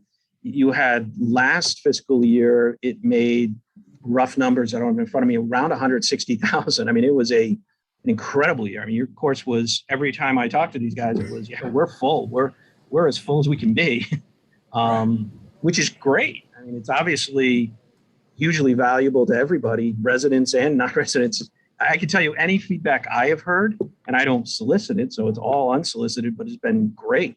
People love the course. During COVID, you have people from Massachusetts, New York, who were coming in because they couldn't get there in their states and just raved about how they couldn't believe that this was a municipal golf course. And so I think everybody wants to see it at least stay a strong course and ideally do better, however that works. Amen to that. Kevin, thank you so much. Thanks. Really appreciate the time. Thank you, Kevin. Hearing no other Thank you. questions or anything, Thank you. appreciate it. Have a good night. Thank you, Thanks. Kevin. See you. Have a good night, Kev. Thank you. Good night. Alrighty. Okay, now we can go back to old business and we'll continue that discussion that you guys are talking about after. But old business, we had none, but Gail brought up 2 items. Yes, one meeting we talked about, I'm still concerned about the smell in the ladies' locker room. I'm very concerned. So what are we doing about it? Well, I talked to Doug Solik and he came out, right now they're working in the kitchen, but he's gonna address that. And my suggestion, I think Dougie's on board with, we're gonna remove the carpeting and do a floor similar to what's in the men's room. Okay. Yeah, it's a vinyl floor. And who is Doug? Doug Solik's facilities supervisor, director. Okay. What's he doing in the kitchen? What are they doing in the kitchen? They're putting in a new dishwasher, they got a new freezer, they're going to get a new grill for him. They're replacing the wall behind the dishwasher and the sink, because it's in disrepair. So the dishwasher is there, the freezer's there, the sink's ripped out, and they're waiting, I think he's subbing out the wall rebuild. So they'll do that and then they'll put everything back in. Okay, good, I'm glad to hear that. Policies? Yeah, and I don't wanna go into them this evening, but about a year ago, we talked about the different policies and that you wanted to get it all together and then go to town council once and have approval. Yeah, So can you get back on track, yeah. get back on track with that? Now, I know that the season pass refund policy, the town council passed that July of 2020. But we have the code of conduct, cart damage, tent rental, and handicap flag policy, which we may or may no longer need. I mean, Correct. this is from 2018, Right, yeah, and things have changed. So if you could let us know what Absolutely, policies you yeah. need and you don't need, and we could pull we have all of these that we all agreed on, but we're not sure that they ever went to town yeah, council. yeah, So absolutely. for a future meeting. Yeah. That was it. Okay. Peter, there's one more thing we need to add to that, is the statement of need. Yeah, I don't know if we can, is that something you wanna talk about right now? I don't know, what is that, I'm not sure what Well, it stands for. otherwise we put it on old business for next meeting. I think old business for next Do meeting. that, So let's do Okay. that for next meeting, Jim, okay? So Old business would be the statement of need and the policies. And policies? Yeah. Okay, is that all right, Jim? Good. Fairway IQ, okay, so Tom's not with us anymore, so we can speak openly, freely, and not have to worry, but, what do you guys think? So what's the cost on it? Do we have that, Mark, do you have that number? 36K for 3 years. It was 15,000 Per year. and change the first year, and then 10 and change the next year. It was like 36. This is the 36 one, altogether. Jack? Yes. is that So, gonna make a change to our policy though, Peter, what's that? Mark? Will that mean a change in how we deal with things, who's signing out the carts and Oh, yeah. exactly who they're going to? Well, I mean, there would have to sure, be, yeah. there would have to be, right now, we're a little loose on our signing the carts out and all that, stuff, but yeah, there would have to be, we'd have to know exactly who has the cart and all that good stuff, so. But, so, Mark, 25 cents a cart you came up with? I mean, it's up, it's basically it's 4%, so what do we make, 375,000 in carts? Yeah. So to offset a $15,000, it'd be 390, so that's 4%, so it'd be 4% above what we're proposing, roughly. That's if we get the same amount of play. and all that. Right. But, I mean, even if play dips a little bit, we'd still come really close to that number.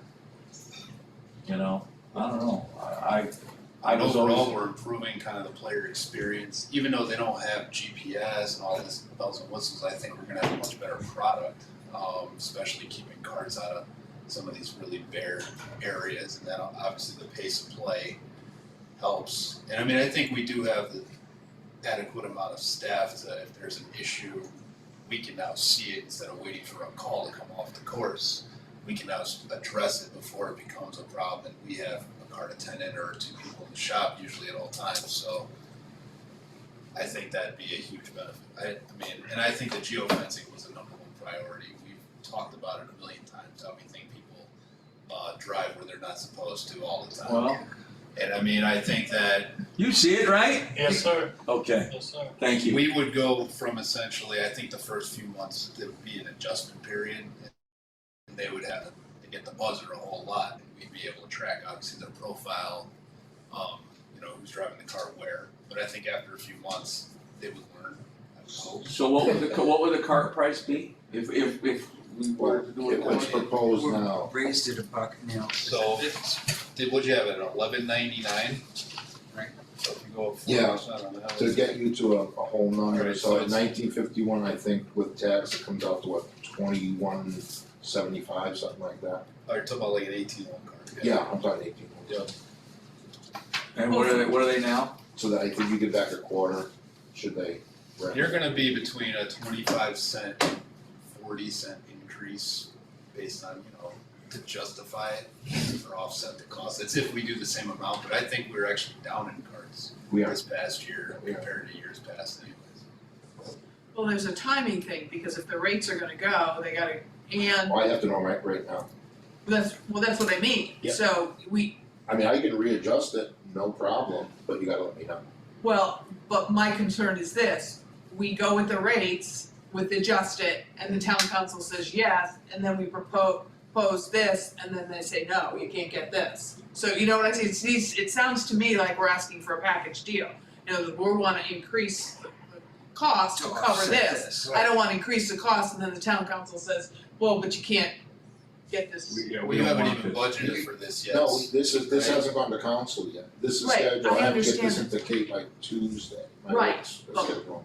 But wouldn't we also have to propose that we That purchase we're this? accommodating the, Yeah, if you want to, Well, I don't As a feel that commission, strongly yeah. about it either way, frankly. Well, I mean, I think it's a great can't idea. change, don't you? I think it adds, There's a in general- my rate schedule, I can't go back and say, oh, by the way, we want to. Doesn't- agreed, but I don't wanna increase the rate schedule and then not get this. Oh, absolutely, so that's why, Do the whole thing together, say the reason you're increasing it this much is we want approval to do this. take it out of CIP. yeah. No, CIP's too, oh my god, deplete CIP completely almost. I mean, I'm for it if we're gonna pay for it like that, but we gotta do it together. Unless you walk in with 2 different, proposals, one with and one without. With option I don't one do and that. option Option A, two. option B. Yeah. You don't have a choice. If you're Well, gonna do I it, would say, we're proposing this rate increase on the carts to cover this cost. Because of, yeah. Cover this And you know cost. what? If they shoot the rate down, and we go back to the drawing board. Somehow you'd have to quantify the benefit, right? Yeah. If you're gonna Of course. propose both different packages. We wouldn't propose both different packages. We'd propose a package with the rate increase on the carts To cover with this. with the sole purpose of we're adding this benefit to the golf course, to the conditions of the course, to the player experience of the course. Correct. Blah, blah, blah, and if they say, well, you know, that carts increase is too much, well, then, okay, then don't approve the budget. And then, or don't approve the rates, and we go back and we adjust it.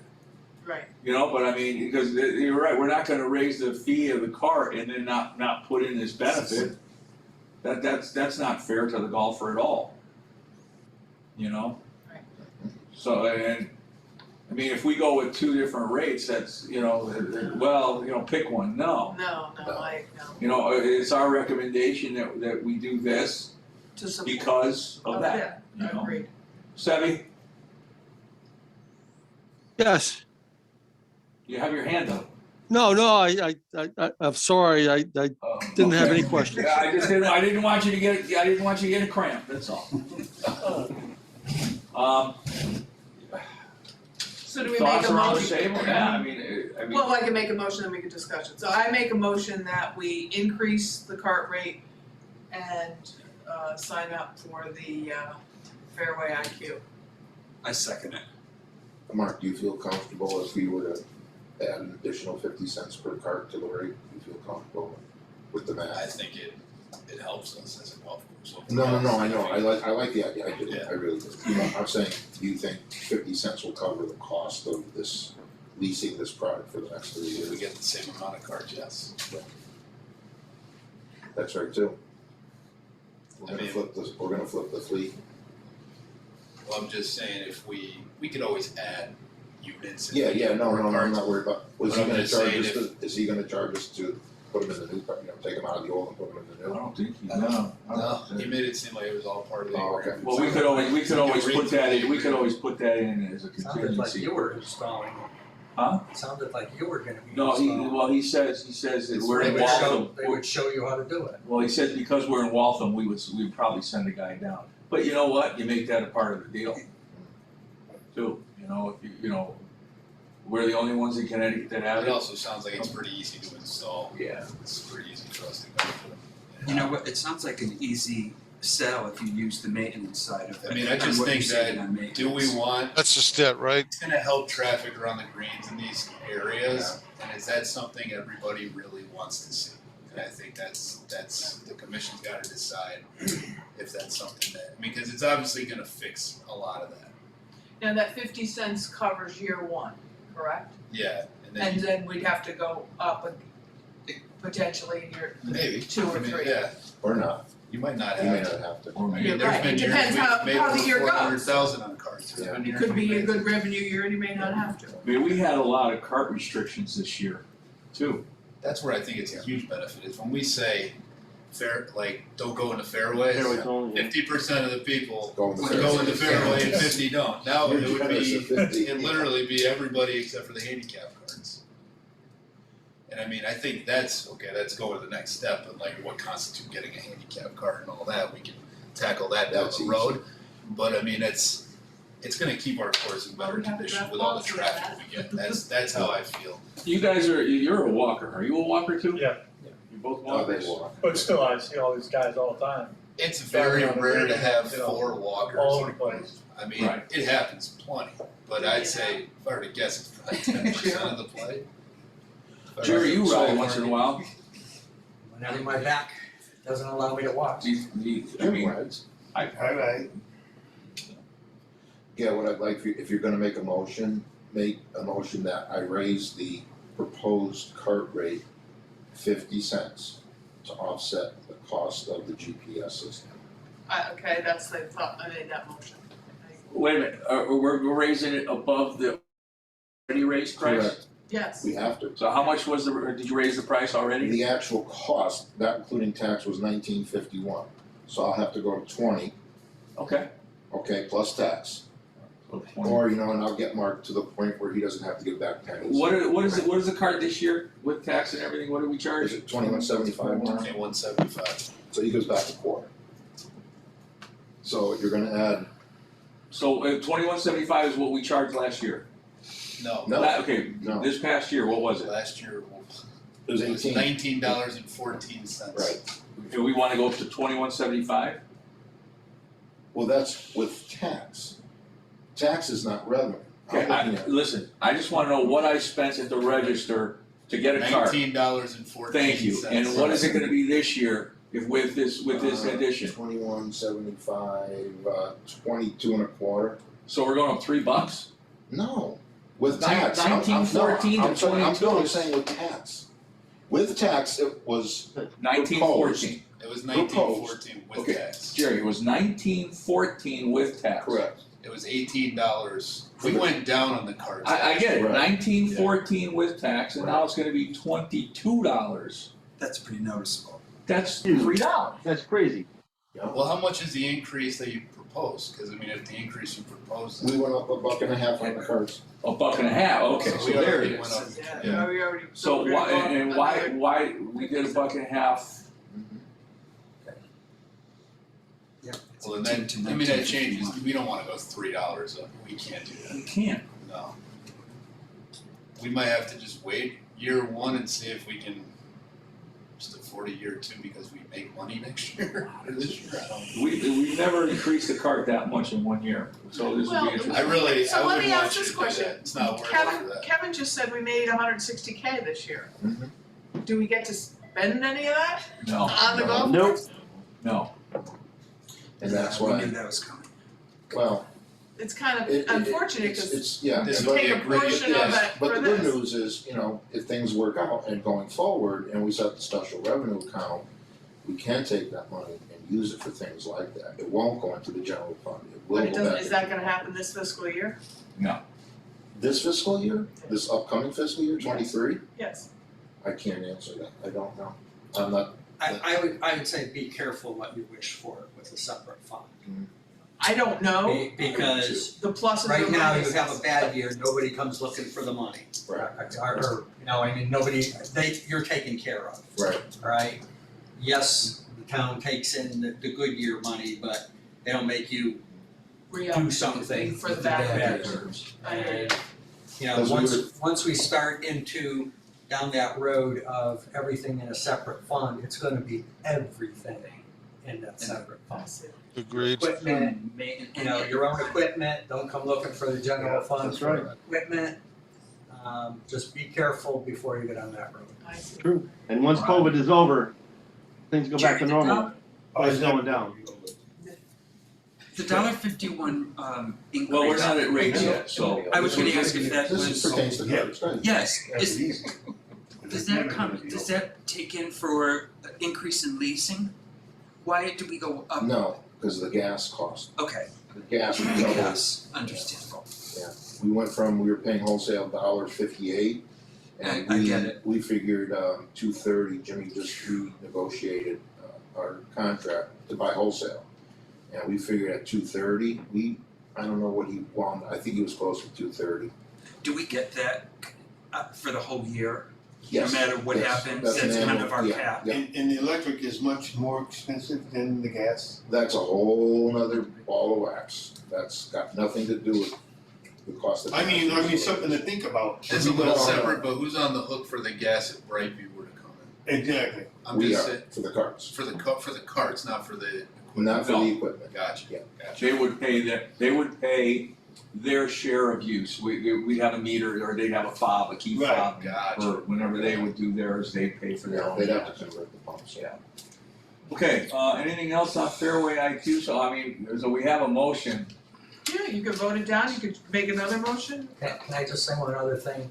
You Yes. know, when you're doing something like this with their contract, and you're going to the council, the process is either you're looking for an additional appropriation to start it soon, or it's going into your budget to be submitted for July 1st.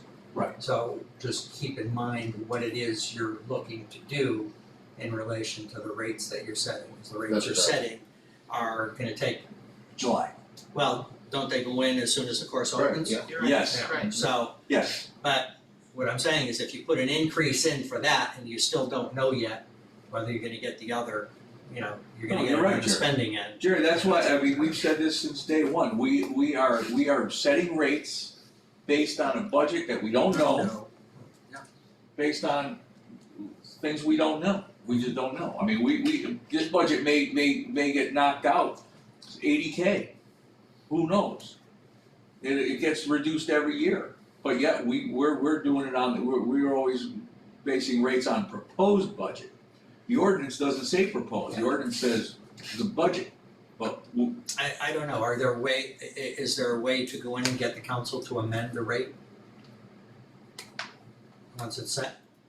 I would think so. Oh, yeah, you So then you get this approved later, you go in and you amend the rate later. Just keep moving, you know, because you're in a great position to say that, you know, the rates are gonna pay for the increase in this cost. So even if you have to wait to get the cost into your budget to start July 1, which means they won't get installed until July 1, so Right. your revenue won't start till then on those. But at least, you know, at least you'd be able to do it, you know, and you could say, everybody's looking now at the golf course to say, is it breaking even? You know, so if this is a new item in your budget and there's no revenue, I can, But see, I I mean, can pretty much you guarantee see, it's you not see gonna how go. backwards this is? All these increases are taking place when the golf course. March 1st, Peter. And that revenue is being realized on last year's budget. Mhm. Okay? Yeah. So But there's always a 3-month, we never have a same thing's true, gonna happen next year. we never have a true, you know, in the golf course. I mean, so the only way to justify any of this or to make it right is to July 1, that's when the rates change. Who the heck does that at a golf No, that's course? crazy. Okay, so, all right. So what do you wanna do? Well, I think I like Jerry's idea that if We put it in. we'll put it in now or wait I to think- amend it. No, I think, yeah, we put it in now, and if we don't get it, we amend it to go back to. I agree with If you that. put it in, why wouldn't you just go get it? Why- Right, Well, yes. if they say no to it, I'm not Is gonna, it that- I'm not gonna isn't that the present, I'm question? not gonna present a. No, a I plan don't B. want you to present two. I don't think No, No, I anybody don't wants think to that's do what it. he's well, saying. that's not what I'm saying. I'm saying we put it in right now, I think we all agree that it benefit the course. And then if they say no, then we have to pull it out. But That's the opposite of what I was saying. but- Right, that is the opposite of what you were saying. Peter, Yeah. I have a Yes. question. and then, Jimmy, finish your thought, because I got a question for you. no, go ahead, Why can't we just put it in and get the contract now? Why do we have to wait till the new fiscal year to get that contract in place? The state does it all, I mean, anybody does this all the time. You know, just because it's mid-year in the Council current have to get fiscal the year, Board of it's Finance irrelevant. to approve it. You have to get the council to approve it. So then what's the problem? If we say that the council here, we're gonna give you a budget with the rate increase of X, you know, $2 or $3, whatever it's gonna be. But with that, we are putting a tracker system in to these cards and it's included in our, you know, on our fee increase. So what's so difficult about that? I mean, that's the way to approach this thing. Well, And that way it's over and done. it has to get approved by council and it has to get approved by Board of Finance too, right, Jerry? Which is first? Well, the council has to approve contracts, so, and leases. So they have to Okay. approve that end of it. Then you need the money, right? The money has to come through as an appropriation from the Board of Finance and the town council. Even So though you we're pay it building upfront. into our rates. But they get paid up front, Jim. Yes, even if it's in your rates. Yes, that money's gotta come from somewhere, cause they get paid 15 grand right off the bat. Okay. So that- So you just have to ask for it. Yeah. You have to go through and if they say no, they say no. that's, yeah, I mean, That's what it sounds like. Right. Whether you go up or not, I mean, for all we know, we might make 25,000 more on the cards anyways than because we had a great year. what do you think, We don't really know. you're behind the counter, what do you think a golfer's gonna say when we ask them for $22? No, we don't have to go up. Even if we go up, they may still say no to the purchase. Am I wrong with that? If we went up on our rates, whatever, X, Mhm. because of this, you could still say no to the lease. Oh, yeah. They can still Well, say, that- so you might as well ask him. And what he's saying is What our that, normal and what increase. he's saying is then we would go to council for an addendum to reduce the rate of the Reduce cart it. because of that. And what Jerry is saying is we do this $1.50, then see if we can get the contract approved and then amend the rates after. Is that what you're saying? Yeah. So we have two things that accomplish pretty much the, you know. But, you know, if you wanna go another route, time-wise, you just go in now with the request Yeah. to have this thing approved. And it coincides with your rate request.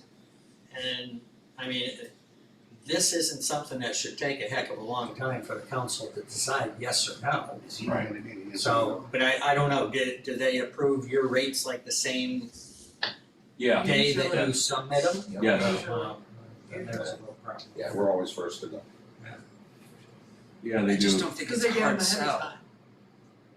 I just don't think it's a hard sell to get the 15 up Well, you front know, to like do. Pete said to Mark, Mark, are people gonna balk at that increase?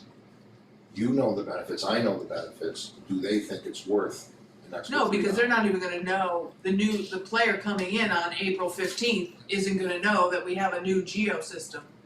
Well, we're gonna have to educate them, like Mark says, there's gonna be a learning Yeah, curve, but yeah. I don't think the average player is gonna relate the fact that they're paying more to that they're gonna have a better experience. They're just gonna pay the rate. They're gonna just pay. They're gonna pay the rate. The And some question, people the will question, complain. the question is, are they going to say $22? Right. No, They say whatever, That's the they say it every year. If you go 5 cents, they. Well, Everything is even going if up. they're the same, Everything is going up, so they're just gonna have to Yeah, learn how to live with it. Everything is going up, everything is I up. think you're right. Everything's going up. Well, I mean, listen, you we guys, already went up. we have a motion. So the motion is to raise Raise the the rate. 50, another 50 cents, so we're Right. going up $2 total. What is, right, so,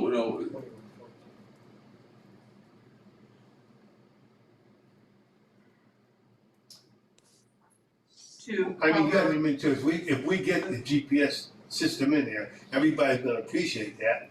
And it's like a new well, toy. not I don't everybody. think, yeah, not everybody. Not everybody. You will. Jerry, It's if a you new made toy. it, I if totally you made it disagree. 19, Totally disagree. What do you So think, Jerry? say, Hold on. $20. I mean, the benefit to the average golfer Reduce is the math. not something you're gonna see at the moment. I don't Correct. Maybe, know. You're maybe a absolutely couple right. of years down the road, Correct, I you agree know. with you. This is, with course conditions, but, this is a, I mean, don't fool yourself. Exactly. the golfer's not gonna know that he played in 4 hours because we have 19, GPS. And if he Right. stayed in all the right $20. places, he's not Makes even it gonna know what's on the card. But it makes it Correct. $21.25, which it comes out to, You're good? yeah, Okay, $19.99. But then the 9 hole is gonna be something too. don't worry. All right, so Gail, restate your motion for Alina, please. I'm making a motion that we increase our proposed rate an additional 50 cents, correct? Mhm. Over the rates to cover the costs for the Fairway IQ system, and that we petition that we get that contract in place for this year. Okay. Is that what we're looking to do? That's fair, that's fair. It's gonna be okay, guys. Second? Any more discussion? All in favor? Aye. Aye. Okay, that's everybody. Everybody? Yep. Sebby, did you have your hand up, or? Yes, I did. Okay, I don't wanna belabor this, but now that we have this, and I think it's a wonderful thing, I do. There are gonna have to be repercussions and a policy set forth by the golf commission. For, if there are 3 offenses, there's gotta be there's gotta be you know what I'm saying, and that's something that you guys are gonna have to come up with. Well, actually, What do you we've think? talked about that in Yeah, our, we have. Yeah. I'll pull out the policies, but I think we had a code of conduct, I think it's in the code We of did. conduct policy. Well, now, if they have 3 offenses, Well, we'll have to That's figure what I it mean. out, I'll pull out what we did before. yeah, Everyone's phone number is gonna be on that right, notification. but, Commission listen though, is- yeah, right? Everybody This- gets a notification. We'll be taking cell phone numbers at the end of the this meeting. will not work unless we know who's in that car. That's That's correct. So we have to come up It with does a new. integrate with our That's, tee that's time. the change of policy, So Peter. whoever books the tee Right. time, it'll You're gonna have have to their sign. it's their group, obviously. So I mean, our starter, the way I look at this happening is our starter will write down the cart numbers that go out with each group. And at Yeah. least we'll have a rough idea. Now, if they switch who's driving out there and all that, I mean, It's you know. the cart's the cart, Yeah. it's part of the group. Yeah. Right. Okay, It's, so moved, all right. All right, did everyone check out the schedules? Yes. Yes. Okay, can we, if there's no discussion as to any individual one, I'd like to just vote on all of them, like we did last year, if we could. Does anyone have an issue with any of the schedules as presented? Okay. So I need a motion to approve of the 2022 Men's Club, Women's Club, Lady Niners, Senior Men's Club. All of their schedules. So moved. Well, no. Okay, so Gail, you're making the motion? Yes. I'll second it. okay, I'm abstaining. You have to recuse yourself. I'm abstaining because I'm on the board of the men's club, so I am not gonna vote. Oh, then I have Okay. to abstain because I'm on the board of the women's club. Okay, so you have to abstain. I'll make the motion then. Okay, so Jim Bugella is making a motion. Jim Green is seconding. Any, all in favor? Aye.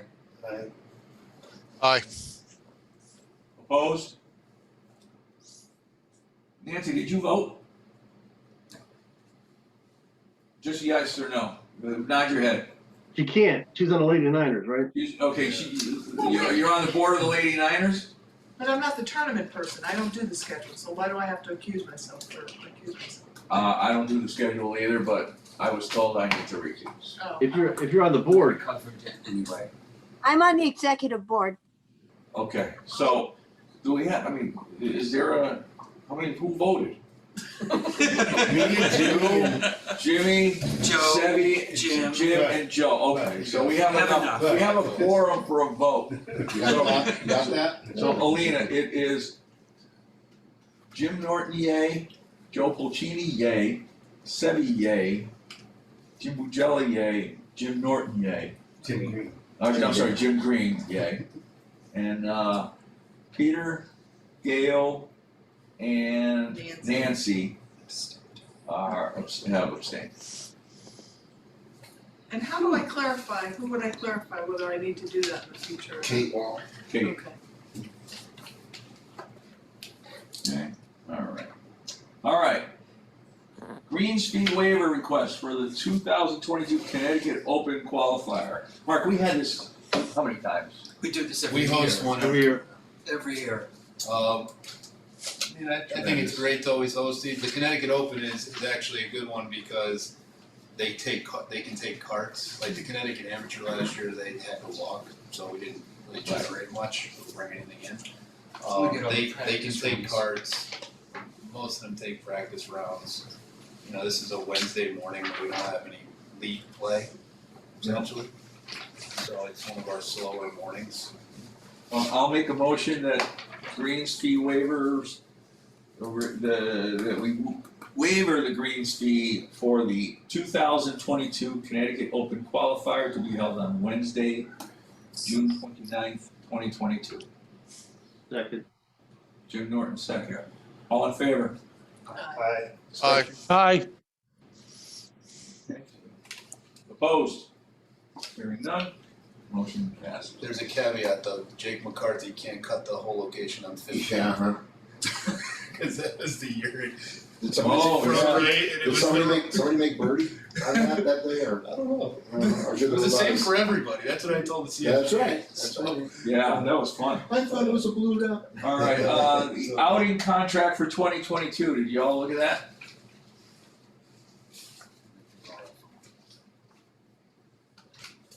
Do Jerry or Mark have any concerns about it? Jerry and I, we talked a few days ago. I guess our only concern was the amount of players and having enough golf carts. So we talked about 136 as being a good number as like a cap. We have 75 carts. We can definitely host 144 players, but there's chances, if a cart goes down or, volunteers need a cart. We always need a few extra carts. Like if there's an emergency in the shop, the staff needs to go out or whatever. So we were gonna say 136 was gonna be kind of our cap. Now, if the tournament wanted to have more than that, I thought that why not just offer them they can walk.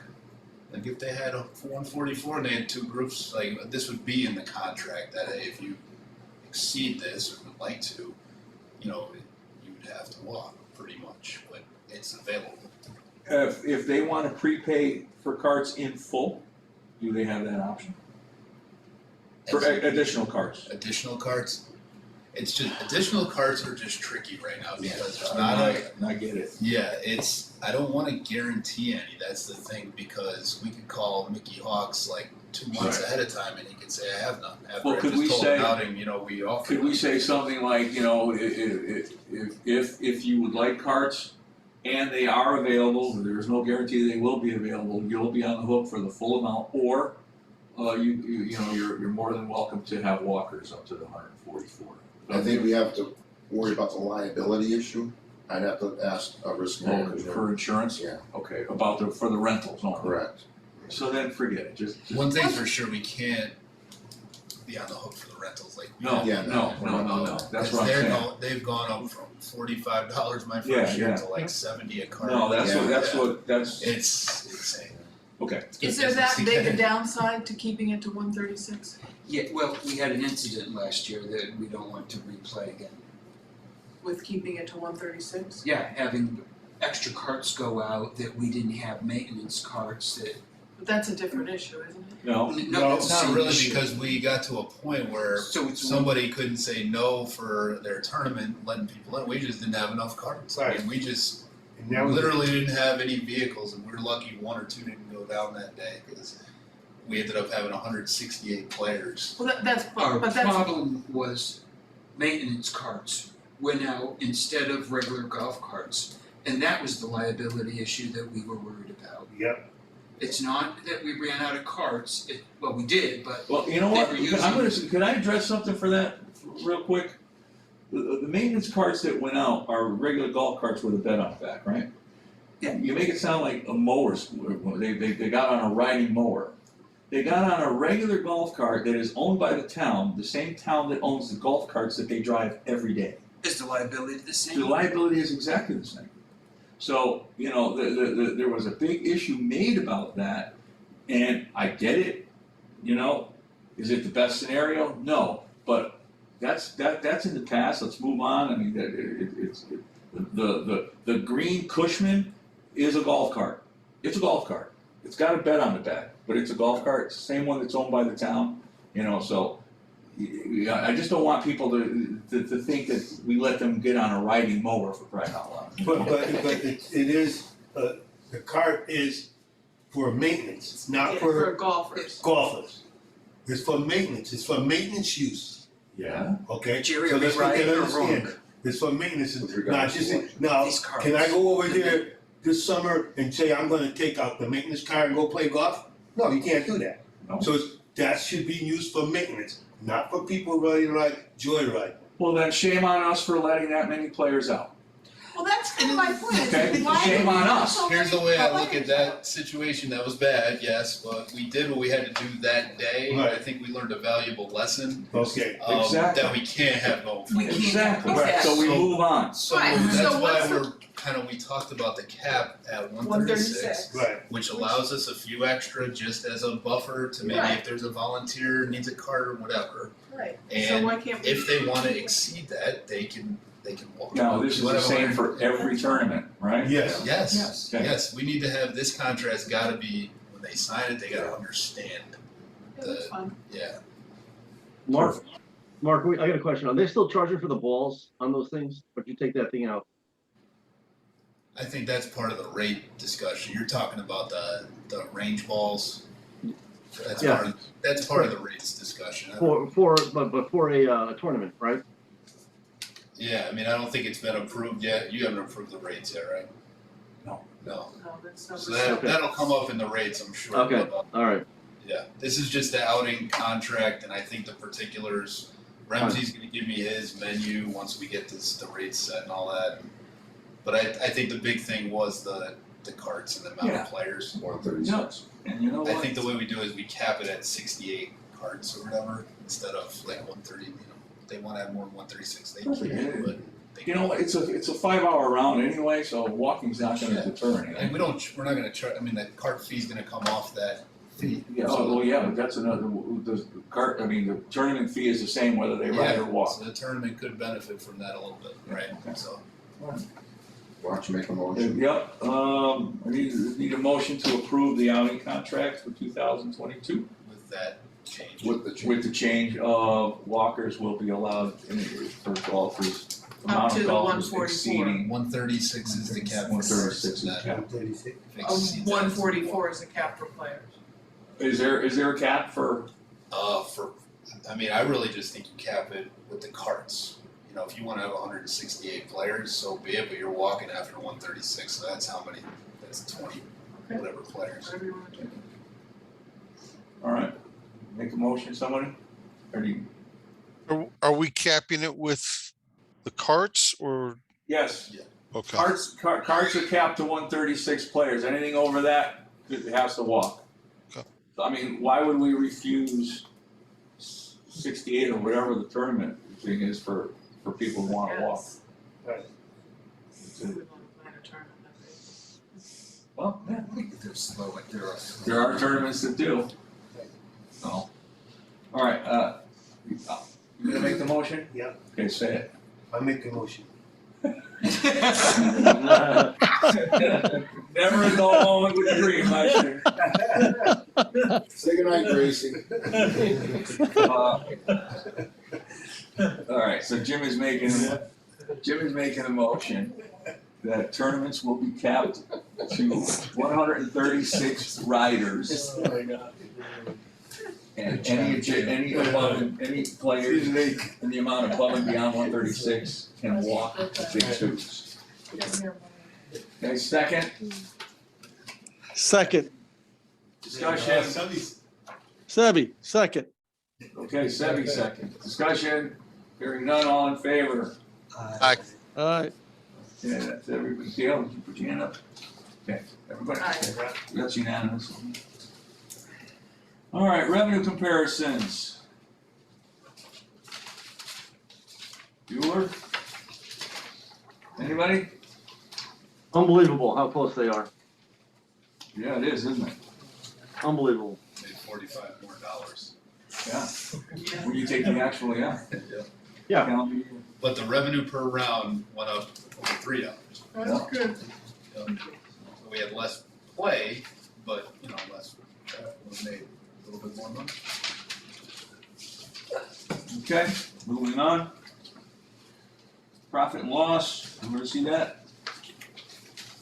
I have a question on that, Peter. Go ahead. And I want to make sure that the numbers that were presented are correct, that the costs for the calendar year for 2020 were 1211,007. Are we in agreement with that? Is that right, Jerry? Is that the number you gave us? Was that an email I sent, Jim? Yes, yes. 1211,007, Jim, for For 2020. For the calendar year, correct? Correct. And then and the expenses for 2021 were 1124,894, correct? Correct, Jim. All right, so if I look at the revenue that was presented just a step before, do the comparison. So for the 2020 year, we showed a profit of $4,520 for the 2020 year, calendar year, right? And for the 2021 year, we showed a profit of $90,678.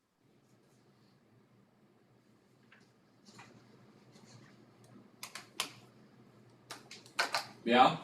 Okay, I'm just so we all see what's going on here. That's all. Which is kind of different than what Kevin was saying.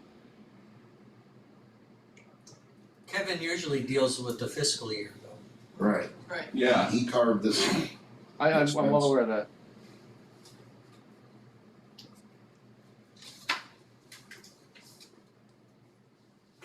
And what, so, I mean, you're just trying to make a point. I'm just making a point there. Okay. Yeah. Okay. Very good. Thank you. All right. The rates. Everybody see them?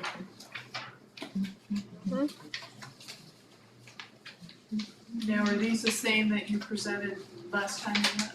Yes.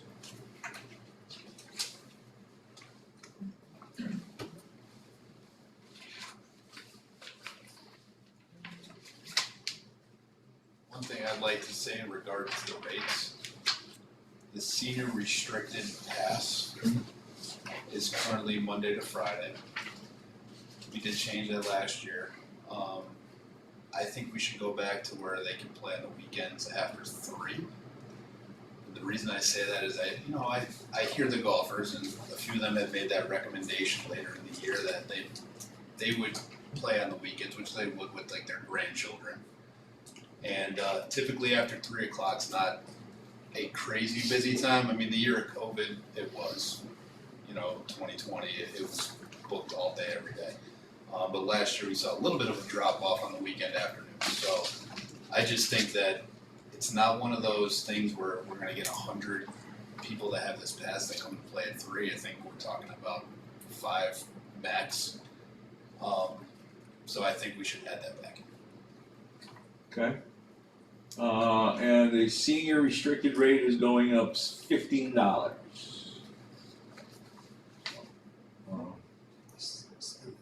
Huh? Ooh. Smile. Was that a smile? And your point is? I could make a comment. Go ahead. I'll take a comment from you. Okay. I did not sign up for the senior pass last year because I couldn't play on the weekend, so I would agree with that recommendation. Okay. Thank you. He wasn't one of the ones that recommended that, so that's another one. I heard it from a handful last year too. Yeah. Same thing. Hence Just the to word add to restricted. I come out on the That's right. weekends after 3 o'clock with Barbara. I get it. We never have a hard time getting out after that time. So if you opened it up, I don't see where it's gonna make a difference. No, that's fine. Shift from 1 to 3. The super senior, the new super senior Yeah, restricted, that's me. that's anytime, right? They can play anytime. Well, they would. It says restricted, I don't know what that means. They follow the restricted guidelines. They would follow the Okay, senior. so they do restricted. Monday through Friday and then after 3 on Yeah, weekends. Okay, thank you. So they have to be 90 and above. And they have to do the cart, right?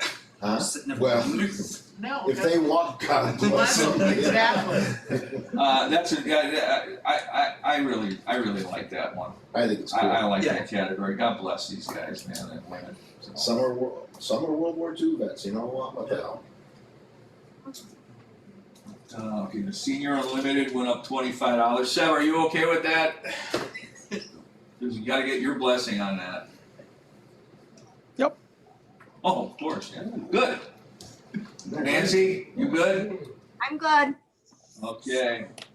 I'm gonna play devil's advocate.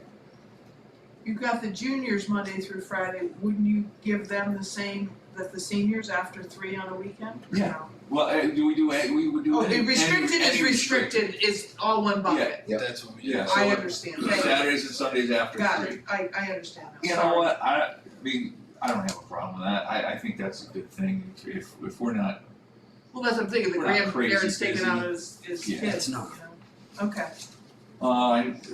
okay, so before we make a motion for that, let's make a motion for the restricted category to include after 3 on Saturdays and Sundays. I just made the motion, I'll make the motion. Second. Sebby second, okay, all in favor? Aye. Opposed? Hearing none, so moved. Okay, so that's after 3 on Saturdays and Sundays. Okay, greens fees, Mark, any comments about the other fees? I mean, I think we've gone up gradually, which I think is important to do every year. It's that, we should never I feel we should never keep the same rate. because then if you have to go up 5% or 10%, that's like absurd. So you might as well just go up 3% every year. So I mean, I think that all the greens fees there are good. My only question is, and I don't want to speak too deep because it personally affects me, but I think that eliminating the range from outings, I don't know how they would feel about that. The prize credit, that is what it is. I think if you eliminate it, you should take it off the fee completely, because essentially a tournament that came in and had $8 per player in credit and they had the range, they're now getting two things taken away from them, but the price is still going up. So the overall price. So I just think that if you're gonna take away the prize credit, that's fine, but that number should come off the top. Why are we taking away the prize fund and the range? Jerry can speak on that. I don't know.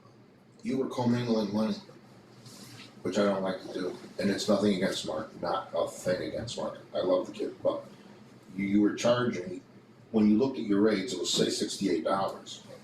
And 13, am I correct, Mark, 13, between the range and the prize fund, go to Mark. So it wasn't revenue to the town. Right. So your actual take was $55 a person. Right. You wanna sell it for $55 a person? So you're suggesting going from 55 to, No, we went up $1. But the town is The making. town But the town, now the town will make. will make this $68.09 as compared to 55. So they're making $14 extra a head. Right. But Which the equates- outings are getting two less things they've got. Right. Yes, they are. Since I've been there. Yes, they are, yeah. But that equates to about a $20,000 bill. If they come back. I That's guess true. I'm not following If this. they come back. So that means that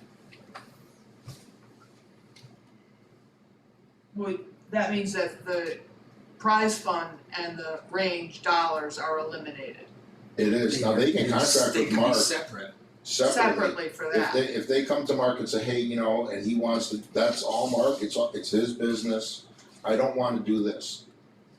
But do most clubs do that? And then No, separate, they do this. do you have two contracts?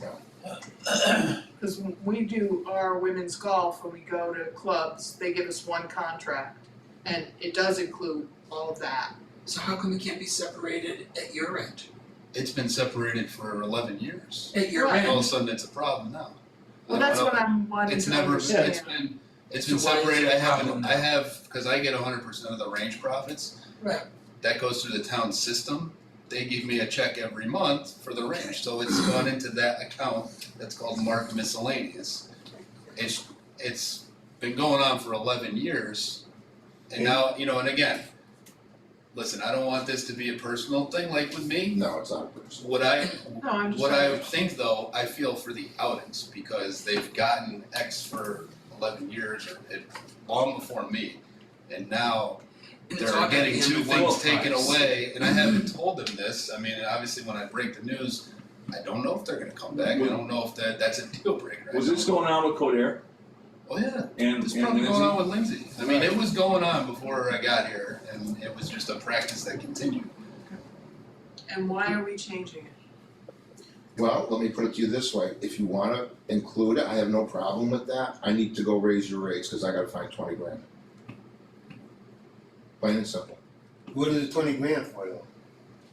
because we'll be taking in, say, $55, $56 per person as opposed to 68 or 9. But you were giving that It was gonna to question. Mark, Right.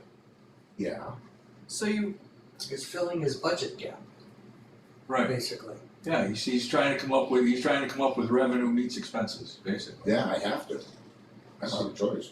I get it, I just don't know if you talked to any of the outings about it. No, I have not.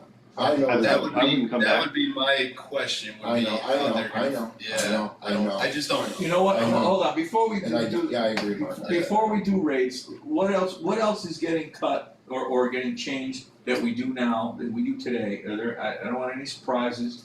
So Yeah. what, is anything else going away? Yes, What? the cart corral. Okay. What? What? Cart corral. Card attendant, I'm assuming. We're getting rid of cart attendants? How can you do that if you're going to, What's the plan for that? Who's gonna clean them? Down at the end of the day. And they're just gonna be up there and all over the place I after don't people. think you gotta straighten them out. I do, okay. Mhm. I have to straighten them out. what about keeping track? Well, I didn't know that was part of my deal. It is. But what about keeping track of the people that are going to be taking carts? If we have the GPS or the whatever we are going to get.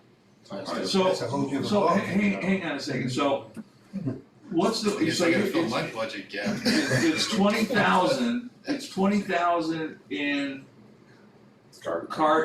cart and, Starters range. no, just, the range and price fund, so that's 20,000. 20,000, yeah. Okay, what did we spend last year on cart corral? 47. 47. 47,000? Yep, So, How much of that was Donald? we figure out 20. okay, so let's figure 27 then for cart corral, besides Why? Donald, because Donald's a given. No, we're keeping Donald at 20. Exactly. Yeah. So, but he's a part of the 47. Right. Okay, so that's 20. Okay. So you're saving 20. Right? Yeah, right. 27. 27. 27. So 27, 27. 27. So there's $47,000, right? So, but the budget, so what went up so drastically that we have a $47,000 gap? Is it gas, It's a combination electric, what? It's utilities, it's fuel, it's chemicals. Everything has gone up. Everything, and our chemicals see 75%, not 7%, 75%. The utilities are through the roof. Through the roof.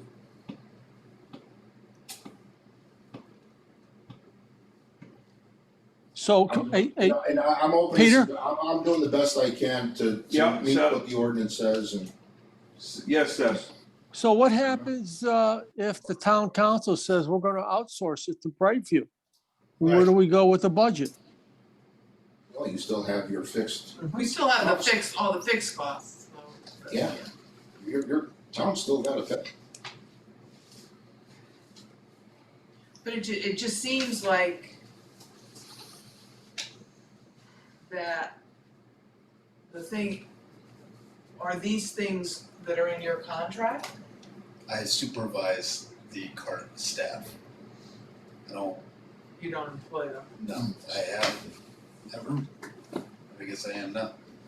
So So can the we next nix coming the up- Fairway IQ thing so I have extra staff to go handle a thing on the golf? Well, yeah, I was gonna say, we're talking about, we were just talking, I said, do you have the staff that are able to manage the problems that come up with this geofencing? And the answer was yes, but now the answer might not be. I mean, That's correct. this is siloed kind of discussion. I didn't know that till just now. Well, didn't you It's a discuss concern. these with Jerry all along, the rates, Mark? Weren't you discuss No. with, no? No. That's always happened in the past. I don't know what happened now. We talked about that at the last Last meeting, meeting, yeah. and that you guys were gonna talk, and that didn't happen. No, we did, we talked.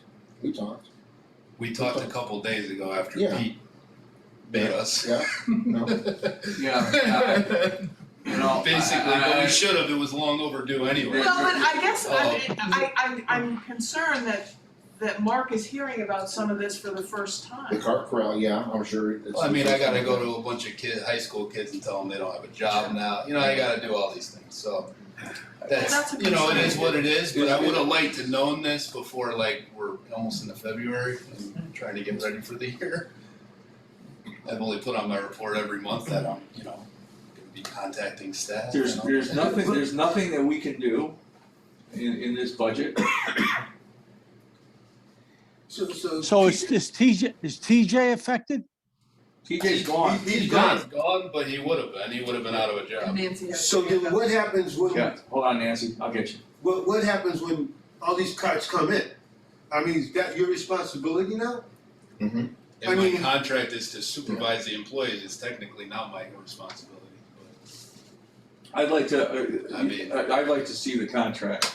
Yeah, I mean, I mean, he's responsible for carts and the upkeep and For the movement, cleanliness of the cars. I'm responsible for supervising. For the movement, staff to cleanliness do of the that. cars. Okay, so we have a little discrepancy here. Well, I know my contract. Right, yeah, okay.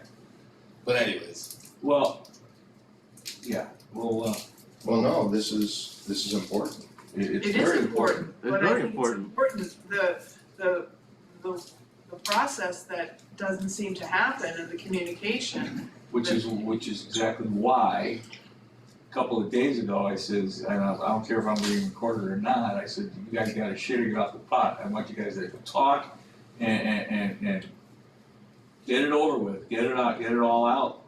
well, we And- did talk, and I didn't know about this. The cart corral? Yeah. No, I didn't Yeah, say that's- because I was still That's going back and forth. That's unfortunate. So the carts are not gonna get cleaned once they come back in for that's the right. first. Which isn't a good thing. Nope. No. Well, I'm gonna be held to that standard, aren't I? No. I'm losing all the staff, but you're still gonna hold me to the standard of my contract, which says they need movement, they need cleanliness, blah, blah, blah. Well, and again, the golfer experience is gonna be And not to that, mention, you're gonna take away range and outing credit. You're taking away things too. And you're raising the rate on the carts anyway, right? Right, So- yeah, you are. Listen, the transparency here is atrocious. It really is. I just call it what it is. I agree. Yep. Between the two of you guys, I mean, this is crazy. Yeah. But how are we gonna deal with this going forward? And especially with the rates right now. So something else has to change because I just one person's opinion, I disagree with the approach that was taken. I just do. I think, no range balls on an outing, forget it. That's a joke. And then green fees on top of that, the prize money on top of that, that's just foolishness. It just is. I'd shop around because the question now becomes, are you gonna be competitive? Yeah. And realistically, you're not, Right. Okay. right? That's just my opinion. I mean, no matter how you look at it, this is a major, major setback, major. To the golfer. Can I ask a question? I'll let you. If you're in a tournament, what is your regular greens fees every day with a cart gonna be this year? $55? 18 non-resident. if you're a non-resident, depends during the week, which most of the tournaments are. Yeah. So you got, $29.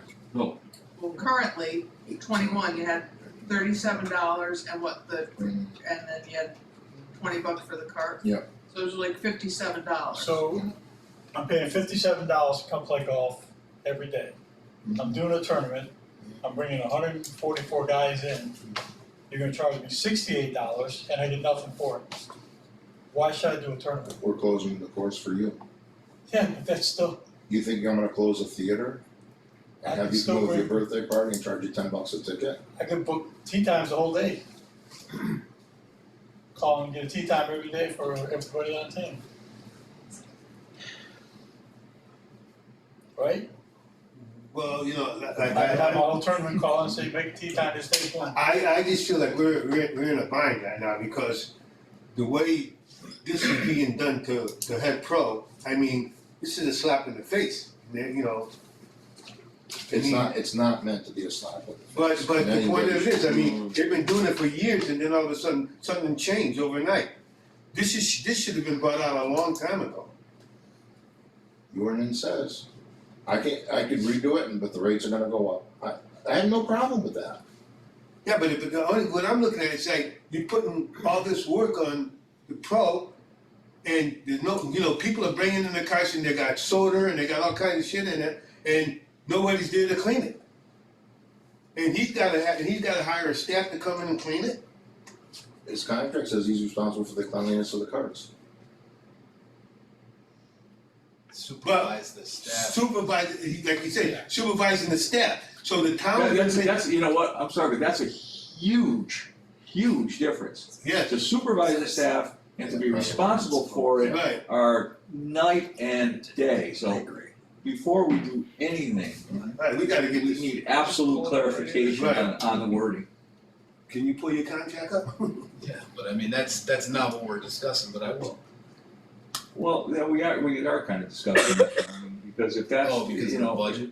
if that's the case, if you are only to supervise the cleanliness of the carts, that's a big difference. That just means you're making sure that they're getting done by someone else. Whereas if you're directly responsible for them, then, you know, if you have to go out there and clean them, then you gotta go out there and clean them if there's nobody else. There's a big difference. No, like, yeah, You know what I'm saying? you know, like the assistant pro or whoever, Right. or But it's- or it's- starter, well, starters are under the pros, right? Or a starter would have to clean the Right. carts or whatever. Yeah, Right. that's a huge difference. Oh, absolutely. I agree. So, all right, well, Hey, Peter, yeah, you actually don't have to come up with 20 grand. The ordinance says we have to cover our costs, correct? correct, Are we all in agreement with that? yes. Well, according to what's been presented here, you have a profit of 11,002.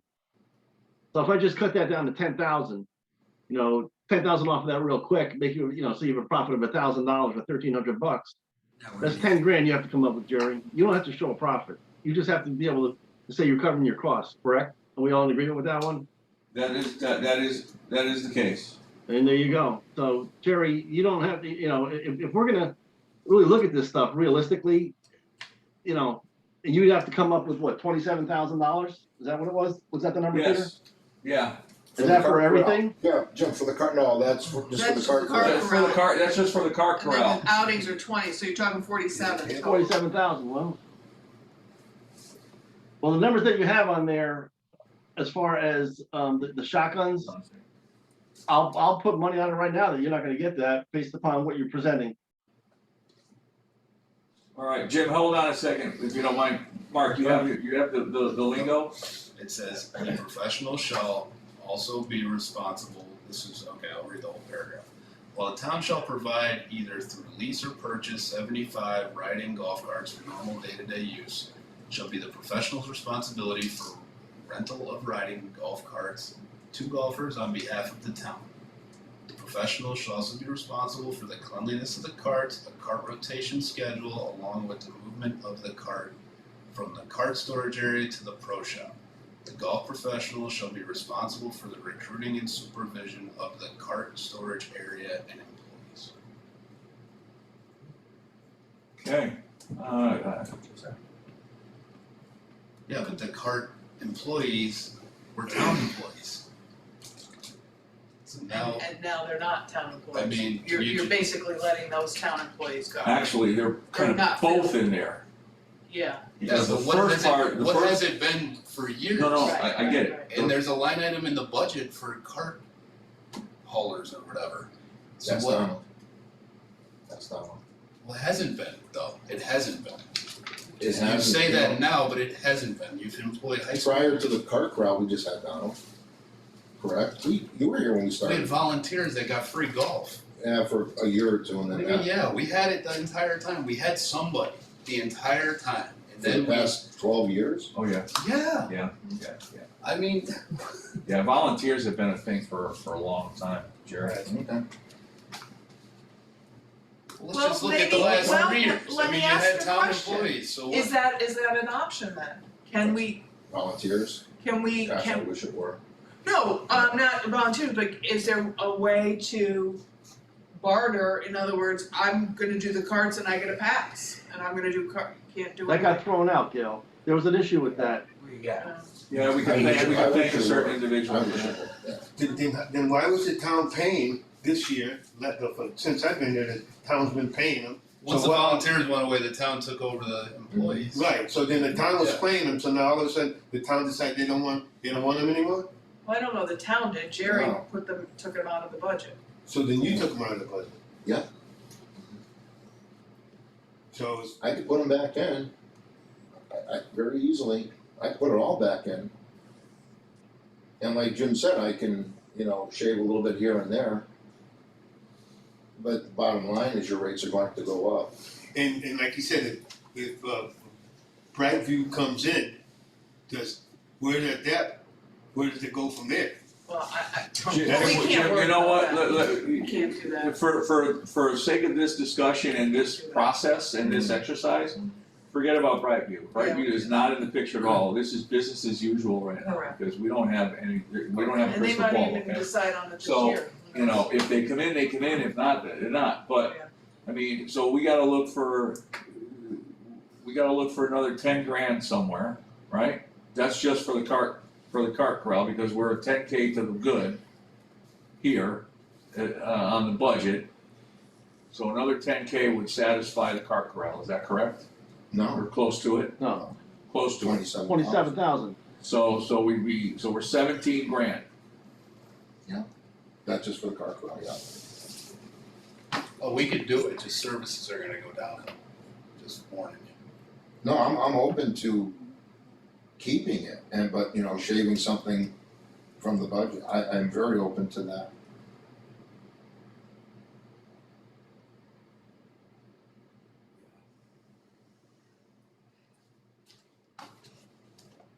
Realistically, the only other way is to raise rates. Yeah. Right? Yeah. Another 50 cents. I mean, that's what it comes down to. Well, it's 40,000 rounds, right? I mean, 40,000 times 50 cents is 20,000 right there. Yeah. Actually, 40,000 is conservative. Plus the 10 that we're good, so there's 30 grand.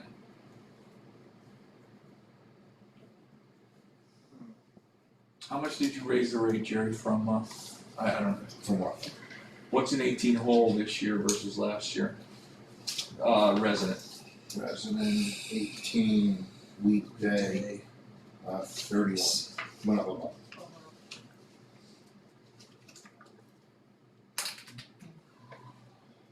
And the non-resident went up too. Non-resident went up $2.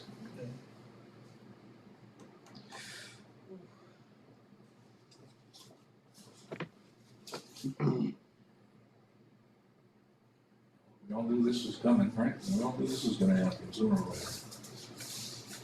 I We're disagree, getting- I disagree, No. I didn't know anything. Oh, no, I'm not saying this, I'm saying I we're. didn't know anything. Where we're saying potentially we- pricing we ourselves knew- out of the We knew market. that this was coming, whereas we're gonna be in a pickle where where rates, we're gonna raise rates to Price ourselves out of the to market. get us, knock ourselves out of competition with other courses. Right. Okay, we knew that. Right. Not any of that stuff.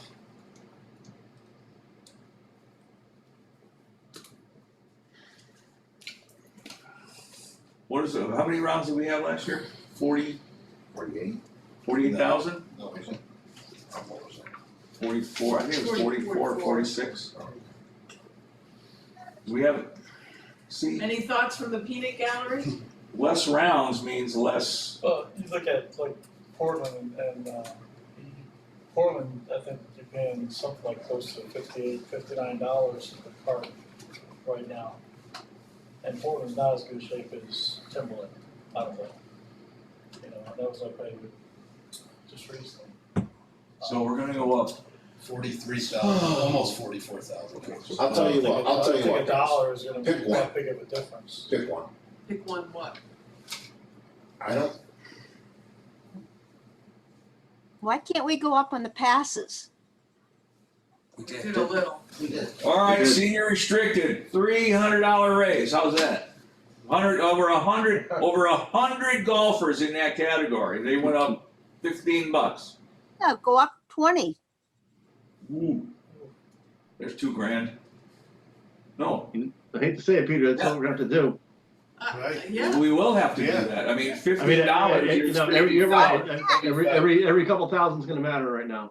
I mean, Yeah, go up 10, I mean, really, we didn't go up with the passes last year. we didn't. No, So then Can can Can we afford do 20, is 25 out of the realm of possibility for a senior restricted? The unlimited is going up 40. And that could go up 50. I mean, well, don't yeah. think that that's a big deal. But I mean, I think Let me just go up with the passes all across the board. for everything. It's the best I could do. I'll talk to Kevin because he wanted us to go to council, so. Did Kevin understand the implications of He said himself, he's a hack. Huh? Not nothing, but he doesn't understand golf. No, but does he understand the fact that something that we've been doing for 12 years that affects Mark's livelihood is now changing all of a sudden? He understands that. Livelihood, all well and good. I don't know if it's shame on everybody for not figuring this out when the contract was done. Shame on everybody. Well, it was a certain way when the contract was Right. signed. No, I get it. And it should have been put in. I didn't negotiate his contract. I didn't see his contract. Just because It's not you my wanna responsibility. That's not interpretate the wording a certain way. When right. it was signed, they were town employees. No. Yeah, And I'm that talking was about a shame. the range and all that stuff. That whole thing, I'm talking about the cart. I'm talking about everything. This is a major change that's going to do nothing but hurt the golfer. Correct. In all due respect, your livelihood is one thing, yes. Right. The golf. That's why I said the outing stuff, I don't care. Take it all away, I don't care, but don't Commendable. charge them more. Commendable. Don't charge, because now the outings aren't gonna come to Timberland if you charge, if you go up $15. Like, go ahead and take it away, I don't care, alright, go ahead. You know, it's not gonna make or break me, but now I gotta go to the outing and say, well, this isn't gonna happen, but we're gonna go up. You know, and it's easy, in all fairness, it's easy for us to sit here and say, well, go up here, go up there, go up there. But, you know, is Jerry gonna sit there when the golfer goes to that register the first time and, you know, no, it's gonna be Mark. Are we gonna be there when they go in? No, it's gonna be Mark. So, you know, you know, he's the face of Timberland, and he's the pincushion of Timberland. Yeah. You know, as well, but, you know, and it's unfair. But it is the way it is, but we gotta do whatever we can for the golfer. Jerry, how about an opinion from you? You've been pretty silent. Any? Well, I mean, you have just a basic contractual issue here. I mean, say what you will about what you interpreted when you signed it and what you thought it meant when you signed it and whose employees they're for. I mean, to me, you have a legal issue at this point. I don't want it to come to that. Well, it's Isn't there, already, We made a isn't, profit of 160,000 this year. Am I Right. right? Yeah, that's what Kevin said. And if we're looking at, you have good years and bad years, you can't shave $20,000 from your projected budget. So if we come up short, so what? We had a good year the year before. Things balance out. I mean, I go through line by line. I know what we spent the previous year, I know what needs to get done this year. There's But a no lot of fat, this there's stuff- no fat in that budget, there is But no fat, really. a lot of these he's are- gotta start with the budget that's gonna be proposed for the department. Right. That's it, Right, and then that's he's the gotta starting cover point. it with the rates. Right, Well, it sounds like Yep, the rates and have then to they go up. all got on me because I was adamant about chewing them up for this stupid ordinance. And now it's coming back to bite us big. Should have never been written. Lenny didn't have to deal with this in Park and Rec, ever. That's correct. We say this every, I And no, harp and on it every we've argued with town council already about this. Yeah, so it's not gonna change. So, I say we really go back and see if we can sharpen the pencil and. I agree. So Nancy, you're okay with $25 being a senior? Hey, if it's going to make things better, if it's gonna allow us to have the cart people, which we need if we're gonna have the IQ system, then I think, yeah. How about you guys? Yeah, I go I along don't with Got that. a middle finger up there, Sliz, oh, okay. There's two of them. No, The bottom Peter, line is the way people who that- buy these well, the way passes this is being- play a lot. Seven, yeah, And their cost per round, you know what? They could pay more, and I'm one of those people. I don't have a problem with it. well, adult unlimited is $40, right? You know.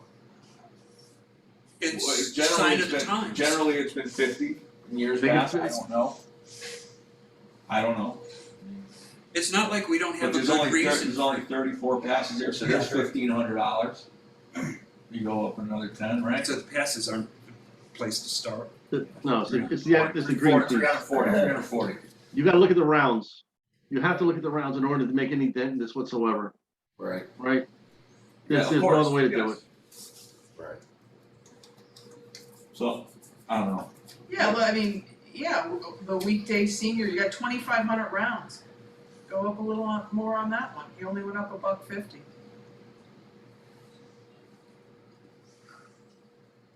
We don't know anything about the other area courses, right? Mhm. What do you wanna know? What's Stanley going up? I don't know, their rates haven't been published yet. Yeah, see, that's the trouble. Nobody else's rates get What did they published. pay? I'm going by last year's rates when I do What's- this. And what's- talking with Kevin, talking with Tim, they do over at Rockledge, what they're doing. You know, when I did this, and again, it's not an attack on the park, it is not, regardless of what people may think. I'm stuck, guys, like I said, when we talked about this last night, I got a lot of balls in the air. And number one is I gotta match revenue to expenses. And inflation's at a 17-year high, and it's at probably at 10%. So I don't know what you want from me, I just don't. Is there anything on your end of the, Well, like I said, on your end? I could, maybe shave, which I don't want You know, I to. mean, we're taking everything away from the top of the hill. How about the bottom of the hill? Anything we can do there and kind of Well, like, I'm looking at, again, everything was cut right to the bone, knowing what utilities were going up. The only thing I could do, knowing what problems I have with irrigation, and I mean, I've got a $10,000 bill sitting out in that pump house right now. Right now, I gotta replace the PLC. So that's a $10,000 bill, I got 17 allocated. I shaved off of that, cause I had 20 initially. I could shave maybe a $10,000 bill off of the fertilizer account. well, you know what, we can always go in and, based on what we made last year, we can always go in and ask the council for, Leniency? no, absolutely. Well, For- that's true because We can ask them, Here. we can ask them for a $20,000 difference between ordinance and budget. We had $180,000, we made $180,000 last year, and it goes into the general fund. God bless you, have fun with the money, but you know what, 20 grand is 20 grand. You could make make an amendment to, okay, so it's gonna be 20 grand short or 27 grand short or whatever it is. From 180 grand, come on. Because if you recall, one of the things that Mark, the mayor, said in one of the ordinance meetings, he said perhaps it's never really been looked at again. He says, but perhaps what we can do is look at a 3-year average, quote unquote. And that, okay, as you say, you have a good year, you have a bad year, and instead of having to try to match in each year, they talked about, but nothing was ever put in any kind of writing other than the minutes of the meeting, that maybe we look at something like a 3-year average. So I think bringing up that conversation and bringing up that statement that was made, and this is the year that maybe, as you say, Peter, we had a good year last year. This year we're struggling around a few areas. Either that or we price ourselves out of the market. I don't know. It comes Let me down to work how on we it. present this. Let me work Huh? on it. It comes down to how we present this. You have to go in and make the argument that, that we look at more of an average. What's happening now in the economy wasn't foreseen. It's happening hard to everybody. In order for us to be competitive, we have to stick to here. And there's a chance that we could lose money, but there's also a chance that we could make money too. Yeah. We don't know. You don't know. It's the unknown. That's why the projected stuff is an unknown, really. To scrape Today- 20,000 off of 700, I can't believe Can that I we just say can't. something? Yes. Mr. Norton, Yes, sir. would you be comfortable if I just matched the revenue with the expenses and got it to zero? Well, that's a start, Jerry. I mean, or do you want a buffer? No, I'd just go to, $1,000. That's all you need to do. Okay, Technically, all we have to do is cover our expenses. I mean, if you know what, push comes to shove right now, that's all they're saying to do. But I think Gail makes a valid point, and so does Peter. The fact that, Kevin said we made 160,000, I thought it was, right? Yeah, sorry. So the point is, it's like, the last 2 years, we've actually made money. Correct. The last 2 fiscal years, we've made money, Correct. right? So, Yeah, and I asked him It the is question not- of how much we lost because I wanted to hear what that number was, and that number is peanuts. yeah, well, in the whole scheme of things though, but and it's not just 20,000 we need to come up with. I mean, realistically, we gotta look at this as a whole, right? And as a whole, you still have to look at the greens fees, not the range fees and the prize money when you deal with the tournaments. Otherwise, you are pricing yourself out of the market. People are going to go somewhere else, and they will. I mean, they just listen. It is what it is, right? So the question is, how much do we have to come up with? 30,000, and then we have a $10,000 buffer in there. So you're at 40, and there's a little give and take with the prize money or something to that effect. I don't know. I mean, it's just a thought, but we've all dealt with budgets before, and we all it is what it is, right? Here's the number that you have to cover, but right now we're behind the gun.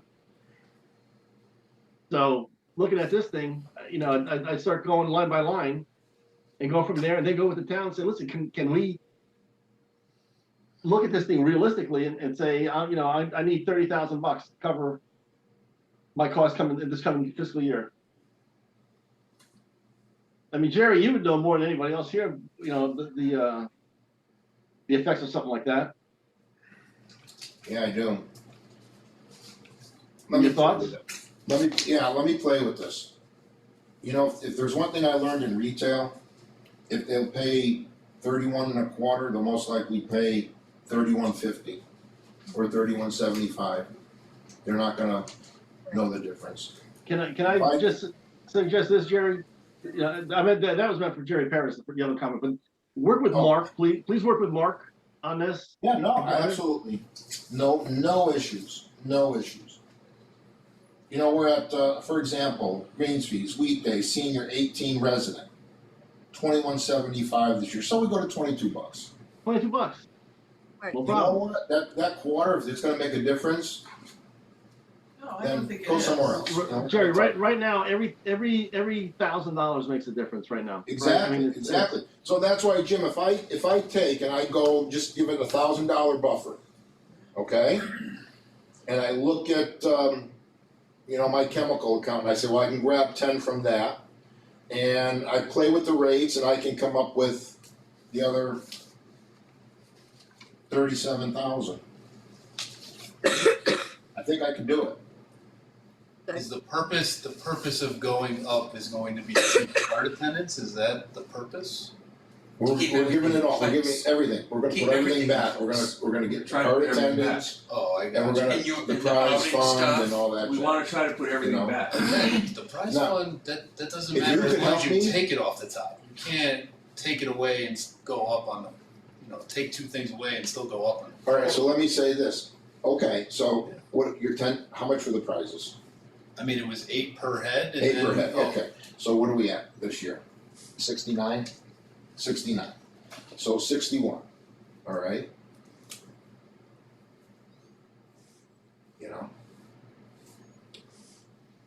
I'm good with taking away the prize credit. I mean, that could be an option. I don't want. It could be an optional thing, but I just think that you can't, what I'm trying to get I at is if you understand take what you're $8 off, then it would be Right, 61 right. instead of 69. And now, yes, you're making less, but I mean, how many outing rounds do we actually do? We do quite a bit. What, 1,500 or something? Yeah. Yeah, Yeah. Probably more than that. Shotgun Under Armour players is 200. Shotgun Under Armour is Altogether, 13. a little more than 15, yeah. Alright, well, let's see if Let we me- can, let's see let's if see we if can we make it can't make this work, okay? Well, Gotta talk. yeah, He's gonna, well, too bad. I mean, it's fine. This is what you call communication. That's where Jerry and Mark, you guys Well, it got sounds like Kevin's the one that's Yeah. doing all the behind the scenes. No, he, with the rates and everything, he likes to go to council such and such a date with the rates for, 2022. guess what, you can't always get what you want either, I respect that he But wants to get it done, he's not just in charge of the golf course, he's looking at the whole he's town. not the one that suffers because of the ordinance, we do. Right. I think there's So- another ordinance that talks about fees being approved by the end of January.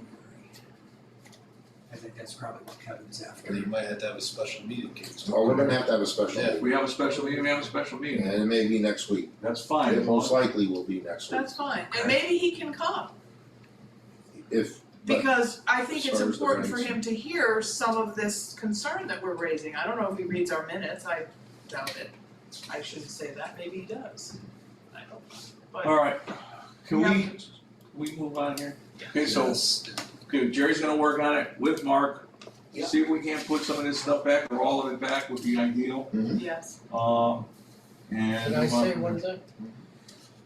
You know that all the municipal courses are gonna have the same problem that you're facing right now. Yeah, The prices are gonna go up. yes, they are gonna go, They'll probably stay the competitive. the problem that we have as other golf courses don't, is that they don't necessarily have to meet expenses with their projected revenue, okay? That is something that we have to do based on the ordinance, and that ordinance didn't exist until the golf commission was formed. So, yeah, so it's always a sore spot, always been a sore spot. Alright, it's always gonna be a sore spot. Okay, discussion of proposed Timberland 50th anniversary clock and updated quote. Did everybody get that from Gail? I sent it out there. yeah, and Jerry sent out, I have hard copies if people. I don't yet, I didn't do thank you. And you guys on the Do phone, you have one? on the Zoom should have gotten it. And so this is a draft, and I apologize, I corrected some of the typos, so let me apologize for that right up front. So as folks recall, we had the 50th anniversary committee, we raised a fair amount of funds, and the last page, I do want everybody to know who donated. We did raise just over $13,000 for this event, and then because of COVID, the event was canceled. We hope to have it later in the year, and now being, over 2 years out, it just doesn't make sense. But we feel a need to recognize all the sponsors and to commemorate 50 years of Timberland Park. So I drafted this, and it speaks to, what we've talked about in some of the meetings here, and I've talked to a couple of the 50th anniversary committee members. We haven't had a meeting, but, I've touched base with a couple of them. And then Jerry went back to the company where we got the original quote, and he sent out the updated, because of course this was a year ago, I think we got the original quotes. And there's really 3 options for clocks, and I put together a proposed, budget based on what the 2 clocks that we could consider. The third one's the same price as the $5,000 one. And originally I had just put down the $5,000 for the clock, an estimate for shipping, the installation. Jerry gave me that number based on, what needs to be done with the piping and the electrical and the, ground and all that, and then an estimate for the plaque. And we have 9,100 unspent donations, so I'm proposing with input from this group that we go to the town and we ask for, I originally just had the 32, but I wanted people to see there is an option for a clock. I don't know how difficult it is to manually reset it if there's a power outage or whatever. There is a big price difference between the manual reset and the auto reset, and it is 10 inches bigger, which I don't think is a big deal, but. So if people have thoughts on this, I welcome your input.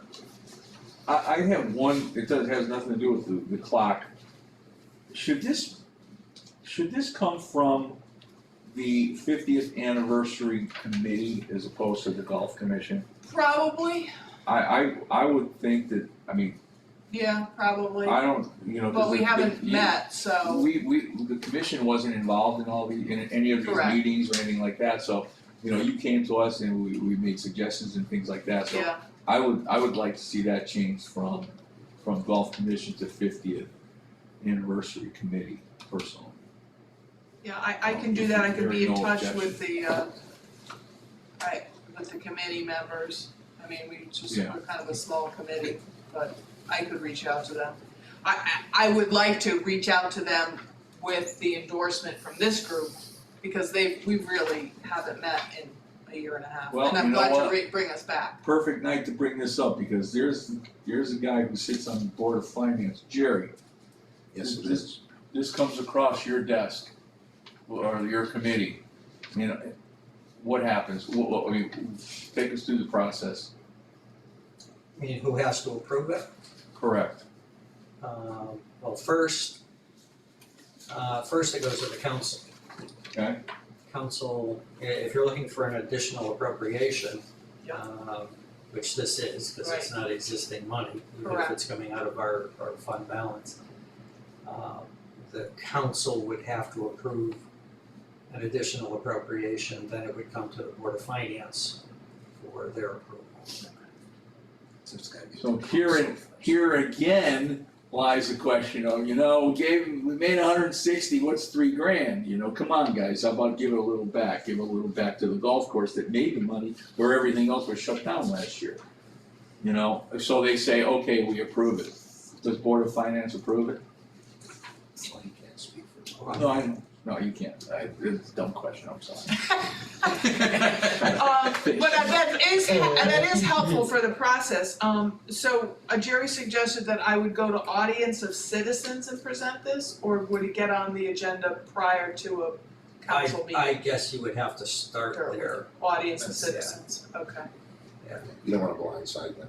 No, I don't. Yeah. Well, that's why I wanted, actually, I think audience of citizens sometimes can blind. That is a blind side. blindside. I would say put it on the agenda and have Gail speak to them when that agenda item comes up. Don't they get a packet ahead of time, that this would have it in their packet I ahead of think you're gonna time? read, you know, when you go Yeah. during audience of citizens, you'll be able to read them. And whether it's gonna be a yay or nay, if you wanna pursue it at that point. That's just my opinion. I could be. Yeah, you should have discussions with one of your council people beforehand. Well, that's what I'm thinking too. To see what the flavor of Take the month temperature, is. take their temperature. yeah. So, And let them tell you whether they want you to go to audience of citizens. right, Or whether they wanna put it on the agenda for you. so would this be an appropriate discussion to have with Arosh? He's not on the council. Oh, he's not on the council. Pick one. So I literally call up one of the council members and present this to them. Just have a sit down with him. Okay.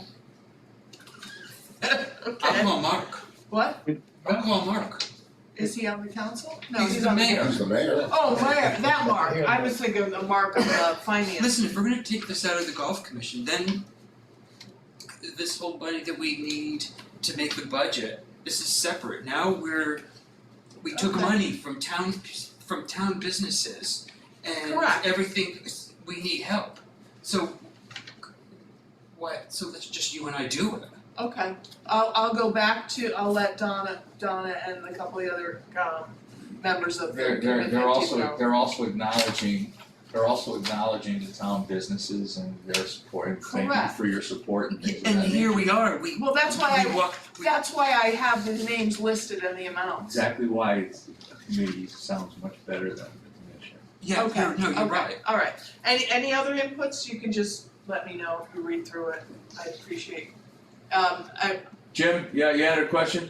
Yeah, I got a question. This clock, is going what on the first tee? Was that the intent of this thing? Basically, the In that first tee. Or vicinity, yeah. Yeah, okay, so why couldn't the T account sign have thrown some cash on this thing? That is the account. That is the. That Oh, is- the whole nine. I'm sorry, I misunderstood. Well, no, you have a T account sign of 94. Oh, so that 94 includes that. I'm sorry. Yeah, I'm working off the of two different things. 94 includes the 91. Got it. I'm sorry. Okay.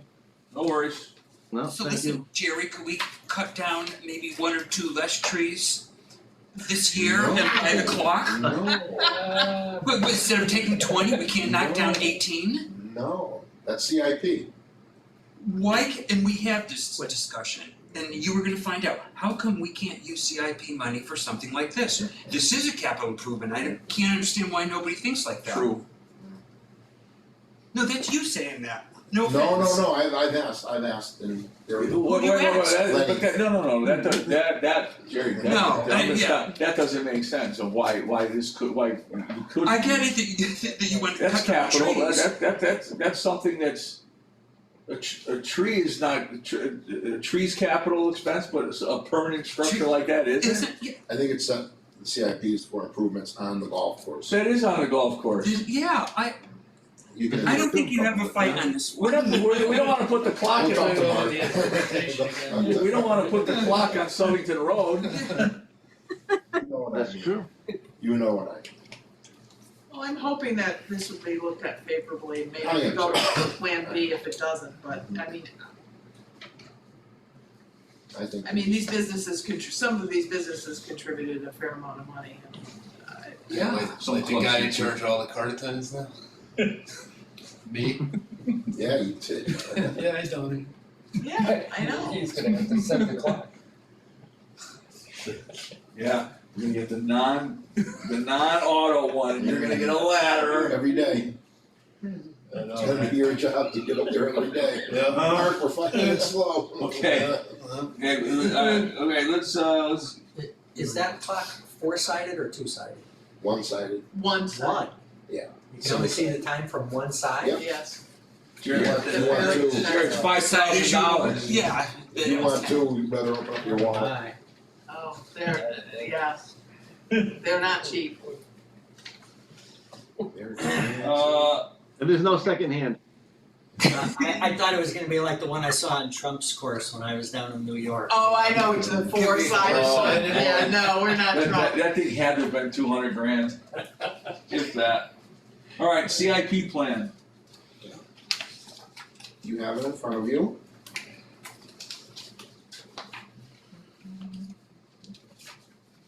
Any questions? Comments, criticisms? What's the? I have it somewhere. Hold on, I'm pulling it up now. So for this fiscal year, Jerry, what is the plan for the rest of this fiscal year? Plan for this year, Jim, is, we currently have, I don't have the CIP, what do we have, 47 or 8? I got it right there.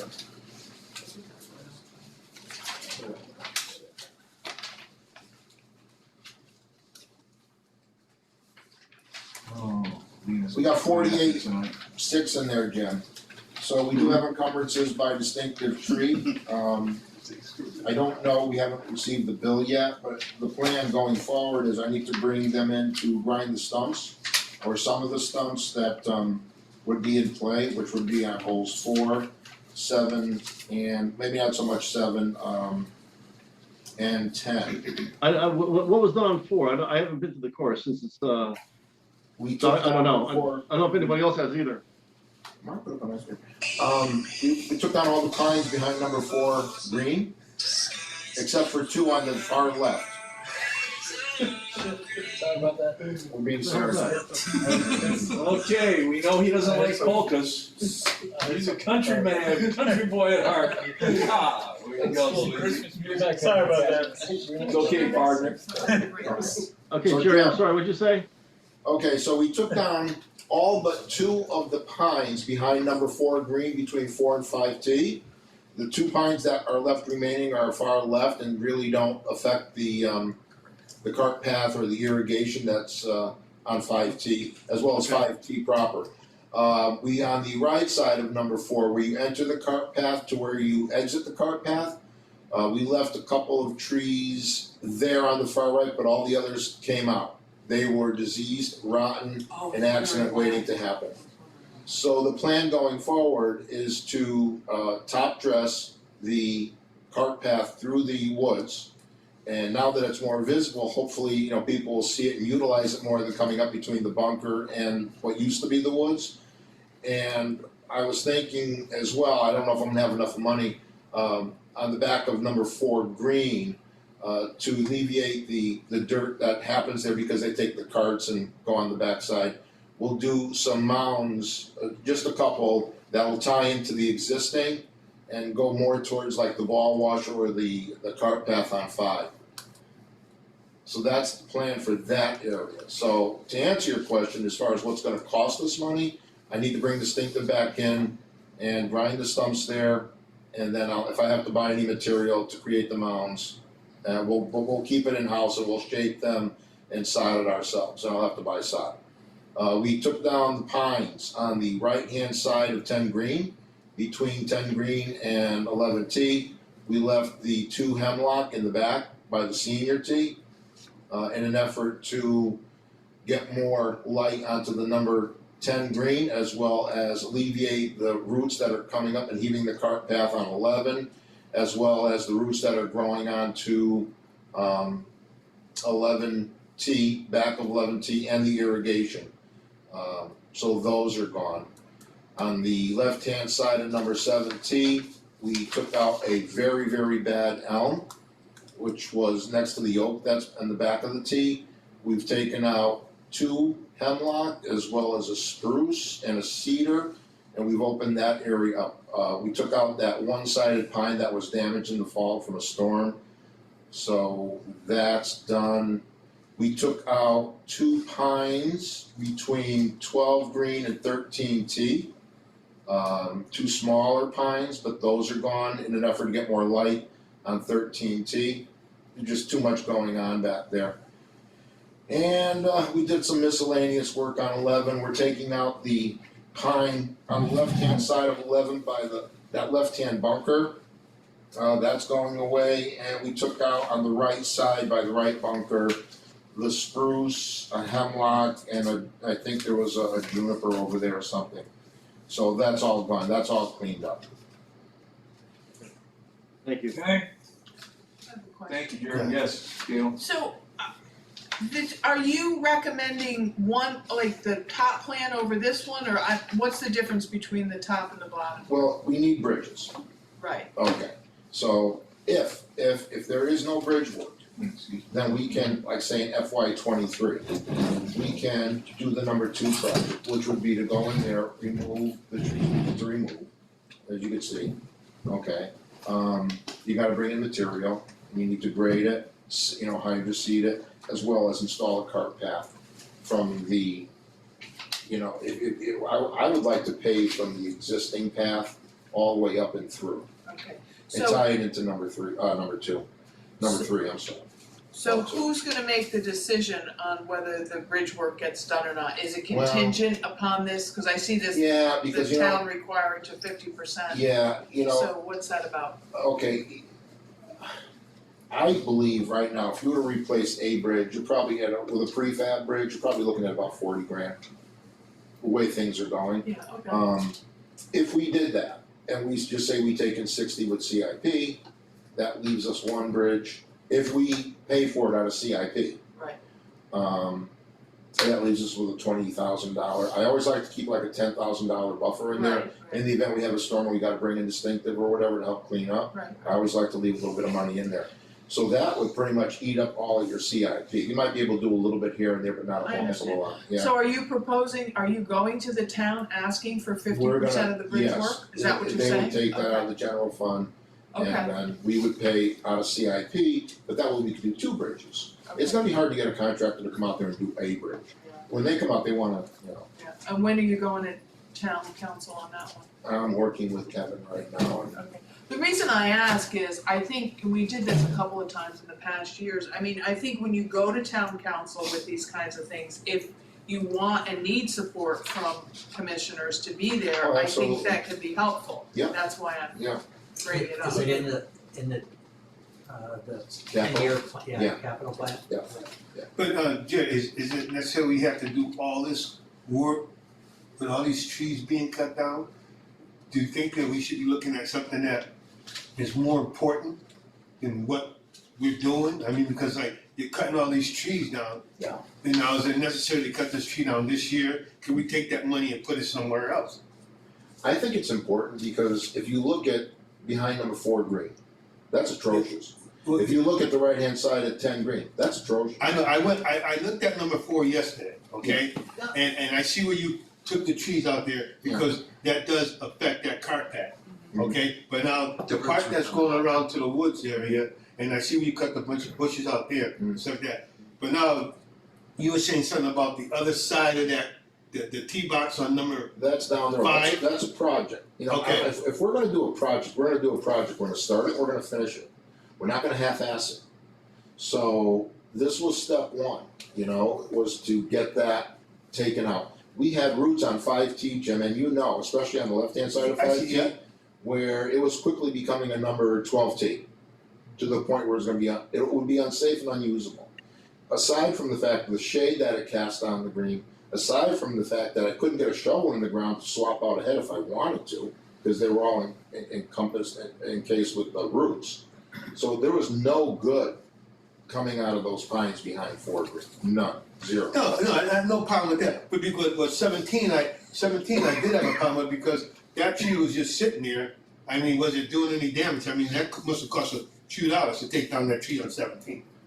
We took down the elm and a couple others on 17. The elm was disease dead. It was an accident waiting to happen. Just like the elm on the back of number 17, same thing. It wasn't completely dead, but it was 80% there. And there's no bringing back an elm. Once it's diseased with Dutch elm, it's done. And so what are you guys doing now? I mean, what project are you doing now that you're working on? I mean, I'm not talking about the tree cutting, but you and your You wanna get crew. into that now? Pete? What do you wanna do? No, you know what? We were supposed to be out of here. Oh, my. Quarter to 9 o'clock, right. and these guys gotta go home, so, Right. you, You must- I mean, Jim, what's the point? Well, the point is, I wanna know, you know, like, what's being done now? I mean, we're paying for employees to be there. What are you guys doing besides the tree, what the tree crew doing? You wanna address them? It's up to you. Because, let me just. 30 finish. seconds, Okay, 30 so, okay, seconds. 1 second, one more thing, because I know that we closed down December 17th. Correct. And I want to know why, you guys came in on that Saturday, to sand the greens. Okay, I'd be happy to answer that Yes, question. please. Because it was supposed to snow on Sunday. No, But it did not snow. that's not true. Well, it was supposed to. But I can't go by, I know, but. I'm not the big man, okay? I don't have the crystal ball. Right, They were calling for plowable snow on Sunday. And at that time of year, the middle of December, right. I wasn't taking the chance of getting locked out and not getting the top dressing on the greens. Right, but that So was, I did come in, and no, I didn't charge the town. so That was all pro bono. that was no overtime, It was for the blue collar that was there, yes, it was. but the course was closed. Yeah, And what am I missing? yeah, the course was closed, Yeah. and you came in on a Saturday. Yes, And they because it was paid gonna snow on a And we Sunday. paid overtime, and it did not snow, and Oh, because it my could have been done on Monday. Help me, God help me. It could not, if it had snowed, Jim, and it was a measurable snowfall, They I didn't would say have been anything- locked out. They didn't say They anything were about calling for a snow, Jerry. measurable snowfall. They didn't say Oh, a my measurable God. snow, Jerry. Yes, they did, Jim. Well, I'll go talk to Bruce the priest, who's retired, but yes, they were, I mean, you're that's not- why we did it, Jim. no, but the point is, that we're trying to save money, and you got people I'm coming trying to keep overtime, your course going, and you got, and I'm getting criticized for it, it's unbelievable. Okay, points made, move on. Jerry, we have your dredge report, a lot of it was. Yeah, we it's see been it. answered, yeah. So, okay. Mark? I mean, you guys got my report. Yeah. If you have any questions, I'll answer them. Otherwise, we're good. Thank you, Mark. Thank you. I just have one comment on Mark's report. It has to do with the Golf Genius, which he pays for himself, and I know the men's club contributes. And after we just talked about the budget, I suspect the answer is gonna be no, but the outings, which the town does get the revenue from, also use the Golf Genius. So I'm wondering if there's any money in the budget to help offset the cost of Golf Genius. But I have a feeling after our previous This is discussion gonna be, that short of the there year. isn't. But I would like it noted for the record that, the dollars that you pay towards Golf Genius helps the outings. It's essentially gives a benefit to the outings. And it would be, and it would be nice in future budget years perhaps You if that can, you could can be. budget it, sure. Well, Yeah. after the discussion we just had, I don't think it's No, I'm saying in the future. in the future, it'd be nice if we could do something. It's not a lot of money, but as we said, every little bit counts right now. Okay, anything else?